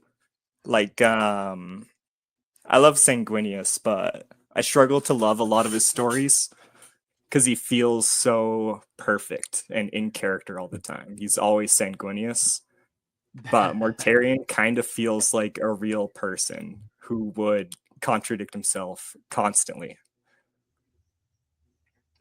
Yeah, and like fall into like the blindest blind spots too, which I think like like the blind spots, like I can defeat chaos, like those obvious ones where it's like anyone else doesn't think like that. You can't defeat chaos, like you can't join in and be more powerful. But he kind of has these like moments of just like really not going with the flow of it, and just kind of trying to really force his own way, force reality onto something. Even just him trying to climb up the mountain, like choking to death over and over. He's like, no, I'm still gonna make it up there this time. Like I'm not going to change my circumstance, but I'm strong enough to endure it until the circumstances are favorable. Yeah. Okay. Yeah, he is a fun character for sure. Like I definitely have gained some new perspective on him. And it's nice too, like, we get a couple different versions of Primarchs too, and like when they're written, like the old characters, and then we get the Horus Heresy kind of updated versions, and like, yeah, they didn't really have to add a whole lot to him to make him like interesting. A lot of his plot points are already kind of there, baked in and stuff, like how he fell, why he fell. A lot of that was already there. So yeah, when kind of going back through it, like it was just refining and like really bringing to the surface like the hatred of tyranny, the hatred of Psyker, but it was already kind of there. And he's so noble because he is kind of like, he's a little similar to Korax, honestly. Early on when he lands on Barbarous, he's very about freedom. He's got a lot of like loyalty for the people around him. Loyalty is specifically a big one, but like freedom for everyone. His first planet, that was his big goal. But I think landing on Barbarous kind of ruined who he is before he got a chance to become someone else. Because even right after his first compliance was on a planet that was ruled by just evil bureaucrats who were crushing everybody's lives. So his idea of freeing them was to crush the entire society down to ash and have the survivors who were subjugated sift through all the bones and make towers of corpses on the ruined planet. He's like, this is good. That means you're involved in your liberation. This will make you stronger. That's one way to do it. Yeah, fuck. Yeah, he had good intentions, but that sounds like a Morty thing to do. Yeah. Oh man. Wasn't there a story where like he was liberating a planet? He got the tyrant in the place, dropped him amongst a bunch of peasants, and said, "Have fun," and they tore him limb from limb. Like that sounds right. Yes. Good stuff, Morty. It is a big tragedy in the heresy, though, because he really gets ignored through a lot of the stories. I think the first time you get to like hear his actual thoughts on what he's doing is the halfway book through the Horus Heresy. where Fulgrim, Morty, and Horus go to Moloch. Mm-hmm. That's all I want to say because Brokir hasn't gotten there yet. Mhm. All right. Yeah. Okay. Well, we'll kind of jump back to our notes real quick. See if we can get a 7th host in and keep going through. The Black Mence. This is where Abaddon's been hanging out the last 10,000 years. Kind of a cool spot. The Black Manse, and for those that don't know, a manse is like a fancy old-fashioned word for like a mansion or a fortress, as this is being used here. So the more you know. We are learning things here in Lorehammer, dear listeners. The Black Manse was Mortarion's personal fortress upon the Plague Planet, raised atop the highest of its seven pointed poison peaks. From its towering battlements, the Daemon Primarch ruled his diseased realm, attended only by his death shroud and his and the warriors of the 7th entrusted with its defense. Within its black walls lay laboratories where plague and alchemy were perfected, observatories that studied the shifting tides of the warp, and vast libraries filled with forbidden knowledge. Its deepest vaults housed the Death Guard's greatest relics, gene seed reserves, and forgotten dungeons whose full depths remain unknown. At its heart, the Black Manse stood as both fortress and prison, forever bound to the Garden of Nurgle through the immaterial realm. And for some reason, I keep getting the image of like the castle from Amnesia, The Dark Descent, with all of its like arcane laboratories and blood infusions and horrific monsters and shit. Castle Brennenburg.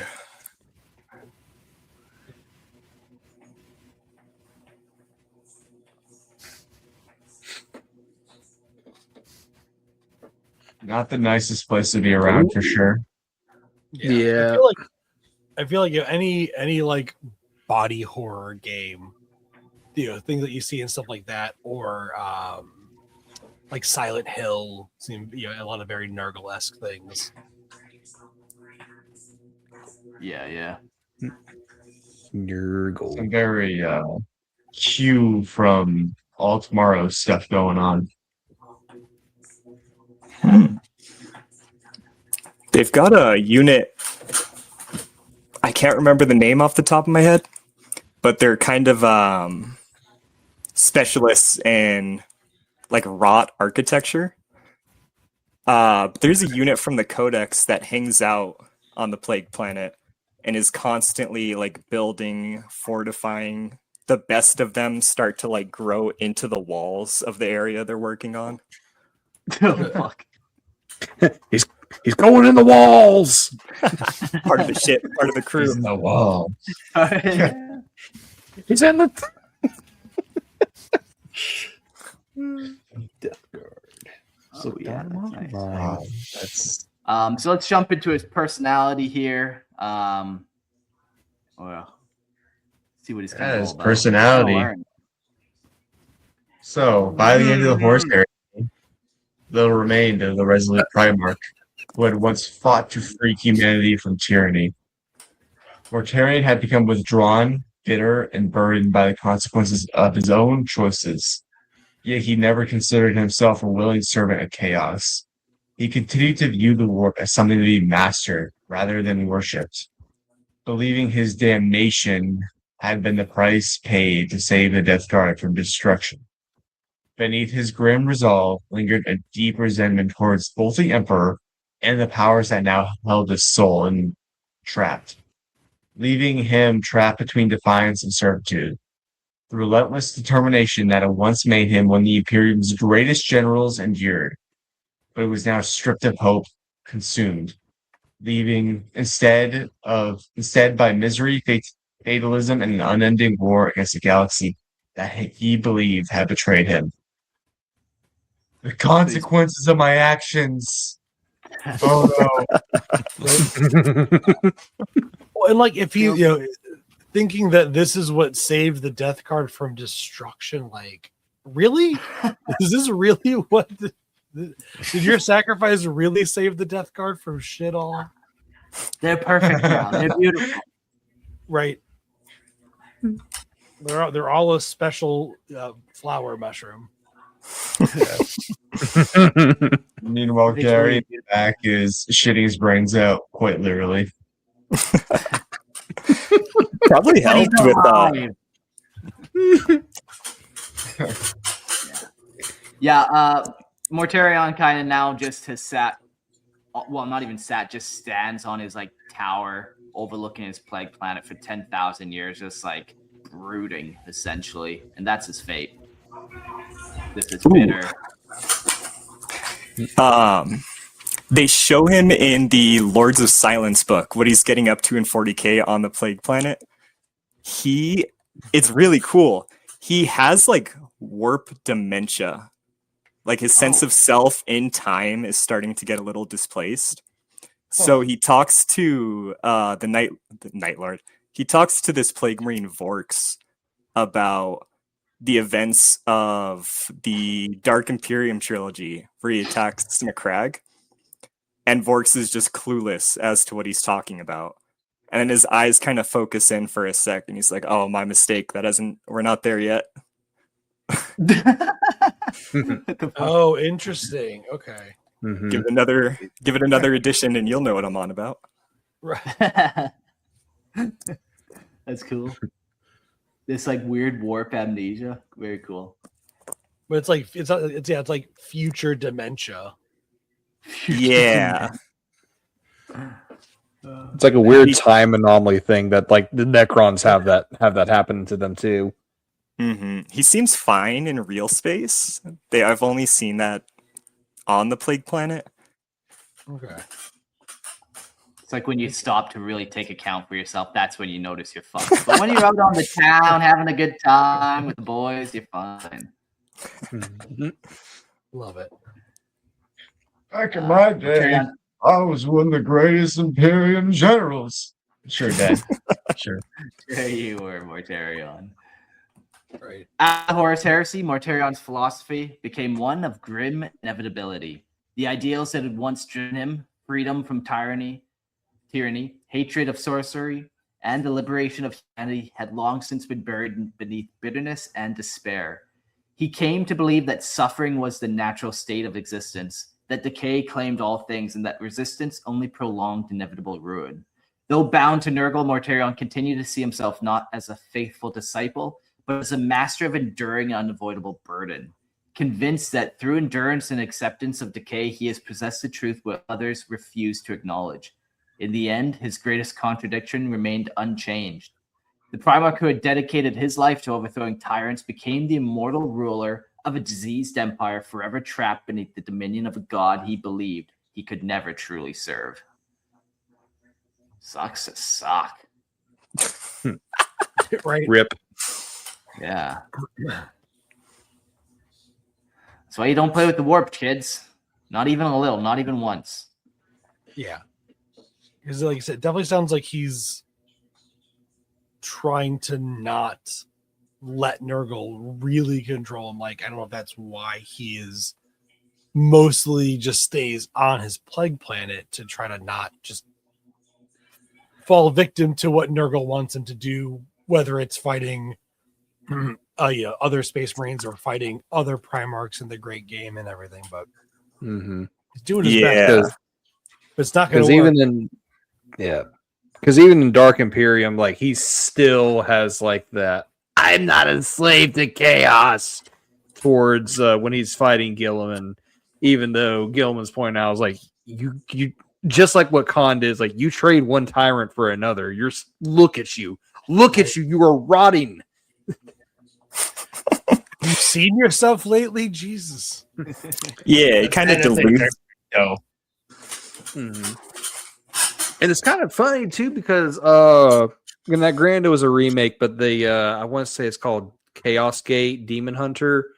That game that came out a couple years back or whatnot, it was remade with more Death Guard influence, and then Morty as the final boss. But he's like the mustache twirling cartoon villain, like all about Papa Nurgle or whatnot, and spreading his blessings and gifts, just like very not the way he's portrayed in like the Horus Heresy and Dark Imperium, where he's like he's a slave to chaos, but he's like deluded into thinking, no.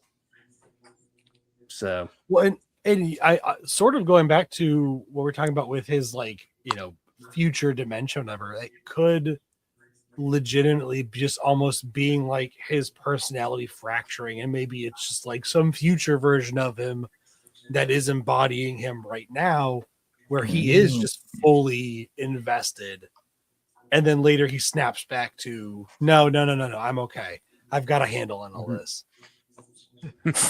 Yeah, I actually love being a chaos servant. What was I talking about?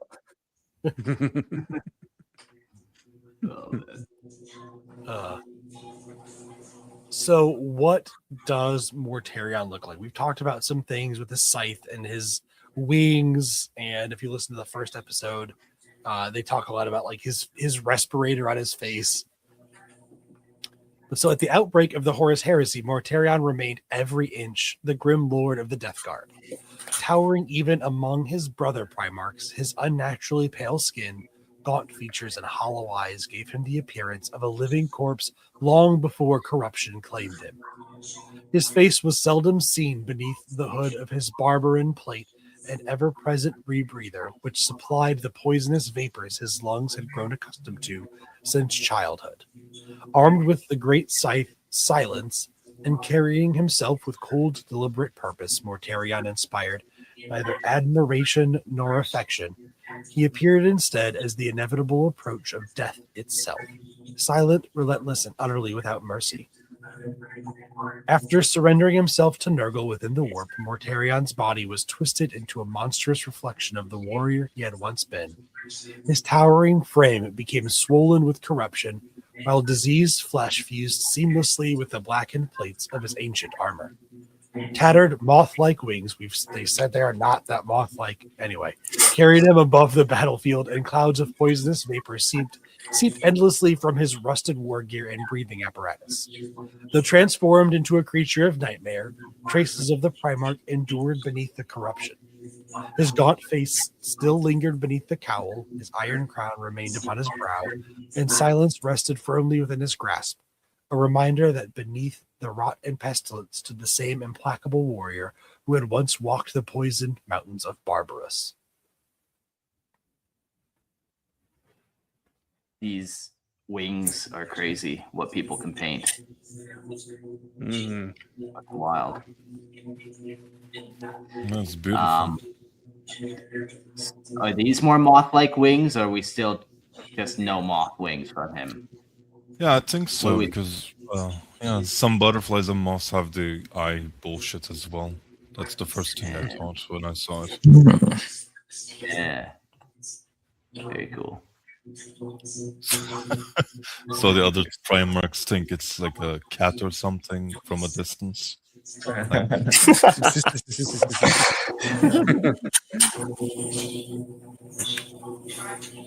we'll jump into his war gear real quick. All right. Not a lot of his war gear really changes, but Yep. So, unlike many of his fallen brothers, Mortarion's war gear changed little following his ascension. The ancient barbarin plate, the great man reaper Silence, and the heavy pistol known as the Lantern remained his constant companions. So, Mothwings, Lantern, that sort of stuff. The time and the corrupting influence of the warp transformed them as they transformed their master, twisting ceramite into rusted iron and imbuing steel with unnatural life. Yet their purpose never changed. Mortarion saw little value in ornament or excess. His armor remained a tool of endurance. Silence, the instrument of inevitable death, and the lantern, a precise weapon reserved for those few enemies worthy of a single fatal shot. And I left the note in here that I do have a Mortarion quote, but since we only have like one more thing with Jax, I can read that, or Mark can edit in the edited version as well for the audio portion. yeah, because you made like a little audio quote or something. Yeah, I did an audio edit of I think it was the 8th edition announcement trailer for the Death Guard. and it was Mortarion talking to an Ultramarine that I did a edited voiceover for. So Right. Yeah, I'll pass that on to Lupical and he'll put that in hopefully. So okay. That's an incredible speech too. Honor and courage. yeah, for you folks here in the live stream, I can read that if Mark is okay with it. So for sure. But we can do Jax's thing first. Legacy. So, Mortarion's overall legacy is one of the greatest tragedies of the Horus Heresy. Once hailed as the liberator of Barbarous and the unyielding master of the Death Guard, he dedicated his life to overthrowing tyrants, destroying sorcerers, and freeing humanity from oppression everywhere. Yet every principle he fought to uphold was ultimately twisted against him. The warrior who despised witchcraft became a creature of the warp. The conqueror of a cruel overlord became the ruler of his own poisoned kingdom. The Primarch who sought freedom for his legion condemned it to eternal servitude beneath Nurgle. Even so, Mortarion remains a grim endurance whose determination never faltered. Only the cause he served. His story endures, not as one of simple corruption, but as a warning that hatred, pride, and the belief that one alone can master darkness may become the very chains that find them forever. Rip Mortarion. Rip. We can all be better people now knowing this. Yeah. Should we sell our soul to demons? Go around the table, yes or no? Yeah. No, it is. I do like Only this 40K where Conrad. like the bad guys aren't like it. They're not necessarily bad guys. They're people just trying to do their best, and then they usually make bad choices. And then they find themselves eventually becoming the full-on bad guys. But it's not just like this caricature of I'm grimdark for grimdark's sake. Yeah, they do a great job of really giving them some depth. Yeah, I would agree. Like and especially like Mortarion's does seem to be like such a classic example of like the fall, like the saying of like the road to hell is paved with good intentions. And in the end, even him submitting to Nurgle was him thinking it was the right thing to do to save the people in his legion. For sure. Mortarion breaks my heart because he comes so close to making the right decision so many times throughout the heresy. And he tries so hard, but he just makes stupid calls always. Yeah, like I'll definitely admit And that in like the end, it doesn't even matter. yeah. And like I said, like the what I've seen of the Death Guard, which isn't a lot, it is just kind of like gross for grossness sake. I feel like the modern version of the Death Guard doesn't have a lot of the nuance that I think the backstory of Mortarion and the Legion could bring to it. But also that is kind of what happens is you get corrupted by the warp and then you're just shit. Literally. Now you're warp shit. Yeah. They do a pretty great job actually in Lords of Silence. Because it's Chris Wright again, my beloved, beautiful author who can never write a bad book. It's a cool plot, but like the really impressive thing about the book is following this Plague Marine Vorx and like his inner monologue and how he thinks and feels about things and his whole little crew. Like the newest guy is getting frustrated with how lethargic and lazy the warband is, and he's like, this sucks, I should have joined the World Eaters. But they don't have too much like hatred and frustration for the Imperium or their condition that much, because they are super loyal to Mortarion. But there is that split in the Legion between him and Typhus, where there are more like Black Legion-esque chaos guys that are following Typhus and all about Nurgle and corruption and hating everyone. Okay, that could be it then, yeah. Mm-hmm. and then it'll change in the next Death Guard book that's written, because that's how it goes with them usually. Yeah, we'll definitely talk more about kind of the those two factions, like you said, the Mortarion faction and the Typhus faction in the next coming episode. Yeah, because they are quite distinct. Like, one is the spreader of disease and like the true champion of Nurgle, and it's not Mortarion. Mm-hmm. Exactly. Mortarion and the Death Guard are kind of almost still a legion in a way. Yep. Like one of the few traitor legions to actually kind of retain that more or less identity. Because you have so many other Chaos Warbands split off from so many of the other legions that it's just like, but no, it's just like your Death Guard is Death Guard. There's like very little variation apart from, do you choose Morty or do you choose Typhus? For sure. It's part of it's one of the sadder things about them is even how far they've fallen. They're still really loyal at their core, like shockingly so for Chaos Marines.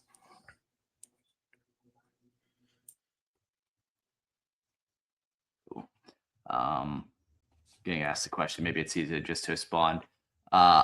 Is there a playlist for listening to the Primarchs? Your best bet is just start looking around like episode 130 and you'll see like the Dark Angels, Lionel Johnson episode. And then every kind of like 4 or 5 episodes, I'll do another Primarch episode. So your best bet is to kind of do that if you're wanting to learn the story. He says, I'm still trying to figure out which Primarch is which. Yeah, there's a lot of different Primarchs and they all have their own gimmicks, their own things. So it's fun getting this far into it though, because you can really kind of just start to like consolidate. Okay, this one's like this for this reason. You get to get all these sides of the story. Sometimes when you're reading like some of the books, you only get the one side of the story, and then like 10 books later, you read the story from the other side. So then that's cool as you kind of get every kind of little angle as we build this all out. So. Mm-hmm. And the crazy thing is, as far in this as we are, we still have 6 more to go. Well, 7. Yeah, we're still going. Do you want to read that quote there, Gerald? Yeah. Let me take a big swig because this is going to be torture on my throat. Hold on. Okay. Lupercal, if you were listening to this, feel free to cut this out and replace it with the edited version. Just okay. Courage and honor. Courage and honor. Courage and honor. I hear you murmur these words in the mist. In the wake, I hear your hearts beat harder with false conviction, seeking to convince yourselves that a brave death has meaning. There is no courage to be found here, my nephews. No honor to be had. Your souls will join the 1,000,000,000 others in the mist, shrieking uselessly into eternity, weeping for the empire you could not save. To the unfaithful, I bring holy plagues ripe with enlightenment. To the devout, I bring the blessings of immortality through the kiss of sacred rot. And to you, newborn sons of Gilliman, to you flesh-crafted puppets of a failing Imperium, I bring the holiest gift of all, silence.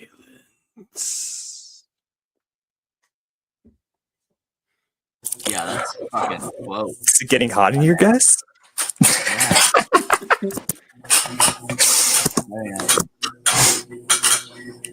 Yeah, that's a wild quote. Kind of reminds me of the Angron one about courage and honor, but yeah. They just hate Gilliman because he's the best and he made something of his life. Fuck him.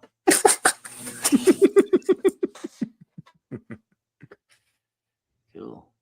Well, that's Mortarion. Now he's chilling in the warp, just being moody. So we will come back to him. Like we all know, obviously, he comes back in 40K. He comes back a couple times, even like throughout the 10,000 years. He gets summoned a few times or whatever. So we'll discuss some of that eventually. But yeah, that's kind of him. Do we want to go around the table? Just maybe start at the top of the screen and work our way down. If you're kind of closing thought on Mortarion. Starting with, I think that's Jax at the very top.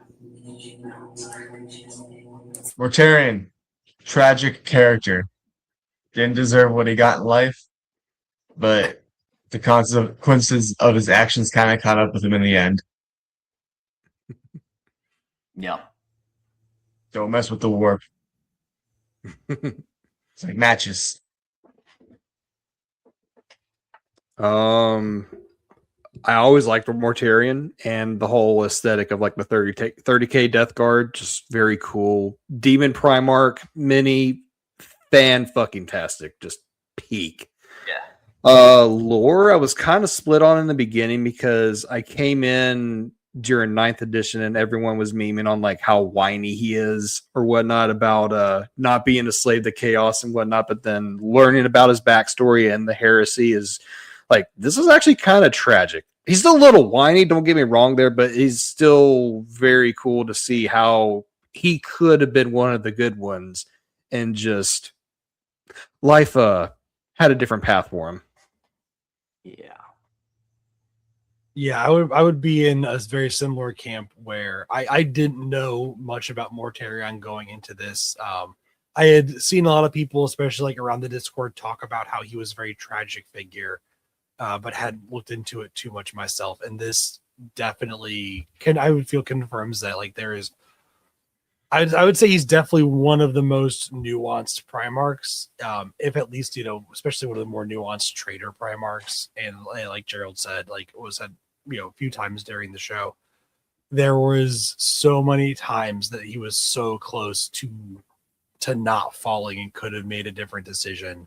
But again, that just makes it all the more tragic. So yeah, definitely a lot more interesting than I feel like he's given credit for. Yeah. Yeah, I would say fits the Grimdark really well. He's trying to, avoid some stuff and literally becomes that fucking thing. So yeah, pretty cool guy. I really didn't know shit about him. It feels funny to use the words talking about Mortarion. Honestly, yeah, but yeah, cool moth dude. Honestly, yeah. Love him. Thank you. He's incredible. He's probably my favorite character in the entire setting. Just because I read the books when I was like 17 or something. So at the time, let me clarify, at the time, Mortarion was the most super relatable to me, as much as a Primarch can be to like someone in real life. But I loved him because he was so relatable. Even like the worst parts of him, like how bitter and hypocritical he is. So now I just have a soft spot for him all these years later, like a decade later, just looking back going, ha, I thought that was me in high school. What a funny character. It's courage. No, that's so funny. Yeah, I guess for Mortarion, it just goes to show that you can't fight fate. So if you're feeling the desire to do bad things, just go with it. Just go for it, Just live a little. Moral of the story, yeah. Good. I don't know if Lorehammer Legal would agree with you, Mark, but yeah, probably not. But yeah, it's a hell with the showers. Yeah, fuck it. Cool show. We had a lot of people on. We didn't quite get up to 7. Mortarion will definitely curse us all with a plague now, but that's fine. We'll get. I'm gonna lose my membership card. The 7th one is Mortarion in our hearts.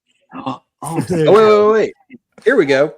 We got our 7th one right here. Yeah. Okay, thank God.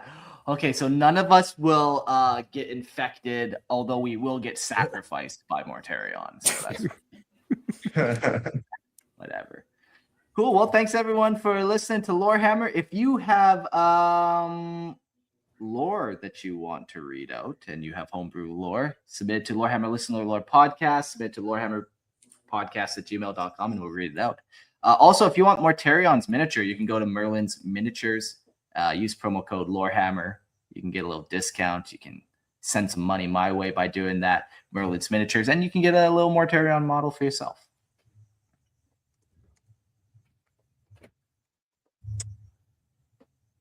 There's so many people, no one even knows who else to shout out. But Hey, I got it. Shout out on my mailman working out in this crazy heat. yeah. Oh, yeah.